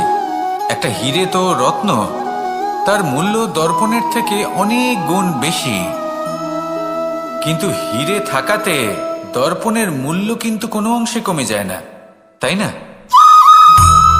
মানুষ যখন হীরে নিজের হাতে নেয়, তখন সবার আগে কি খোঁজে? দর্পণ, যাতে তার মধ্যে দিয়ে দেখে সে বুঝতে পারে যে সেই হীরে আদৌ তার শোভাবর্ধন করছে কিনা, তাকে ভালো দেখাচ্ছে কিনা, প্রসাধনের জন্য সেটা ব্যবহার করা ঠিক হবে কিনা। অর্থাৎ হীরের উপস্থিতিতে দর্পণের গুরুত্ব কম হলো না, দর্পণের কারণে হীরের মূল্য বোঝা গেল। আমাদের জীবনেও ঠিক এরকমই ঘটে। আপনারা যদি সংসারে নিজের আশেপাশে দেখেন, এমন অনেক মানুষ দেখতে পাবেন যারা নিজেদের ক্ষেত্রে মহান স্থানে পৌঁছেছেন, নিপুণ এবং শ্রেষ্ঠ হয়েছেন। আর তাদের মধ্যে আপনার নিজের মনে হয় যেন আপনি তাহলে নিজেকে ছোট মনে করবেন না। আসুন আর আমার সাথে ভালোবেসে বলুন, রাধা রাধা।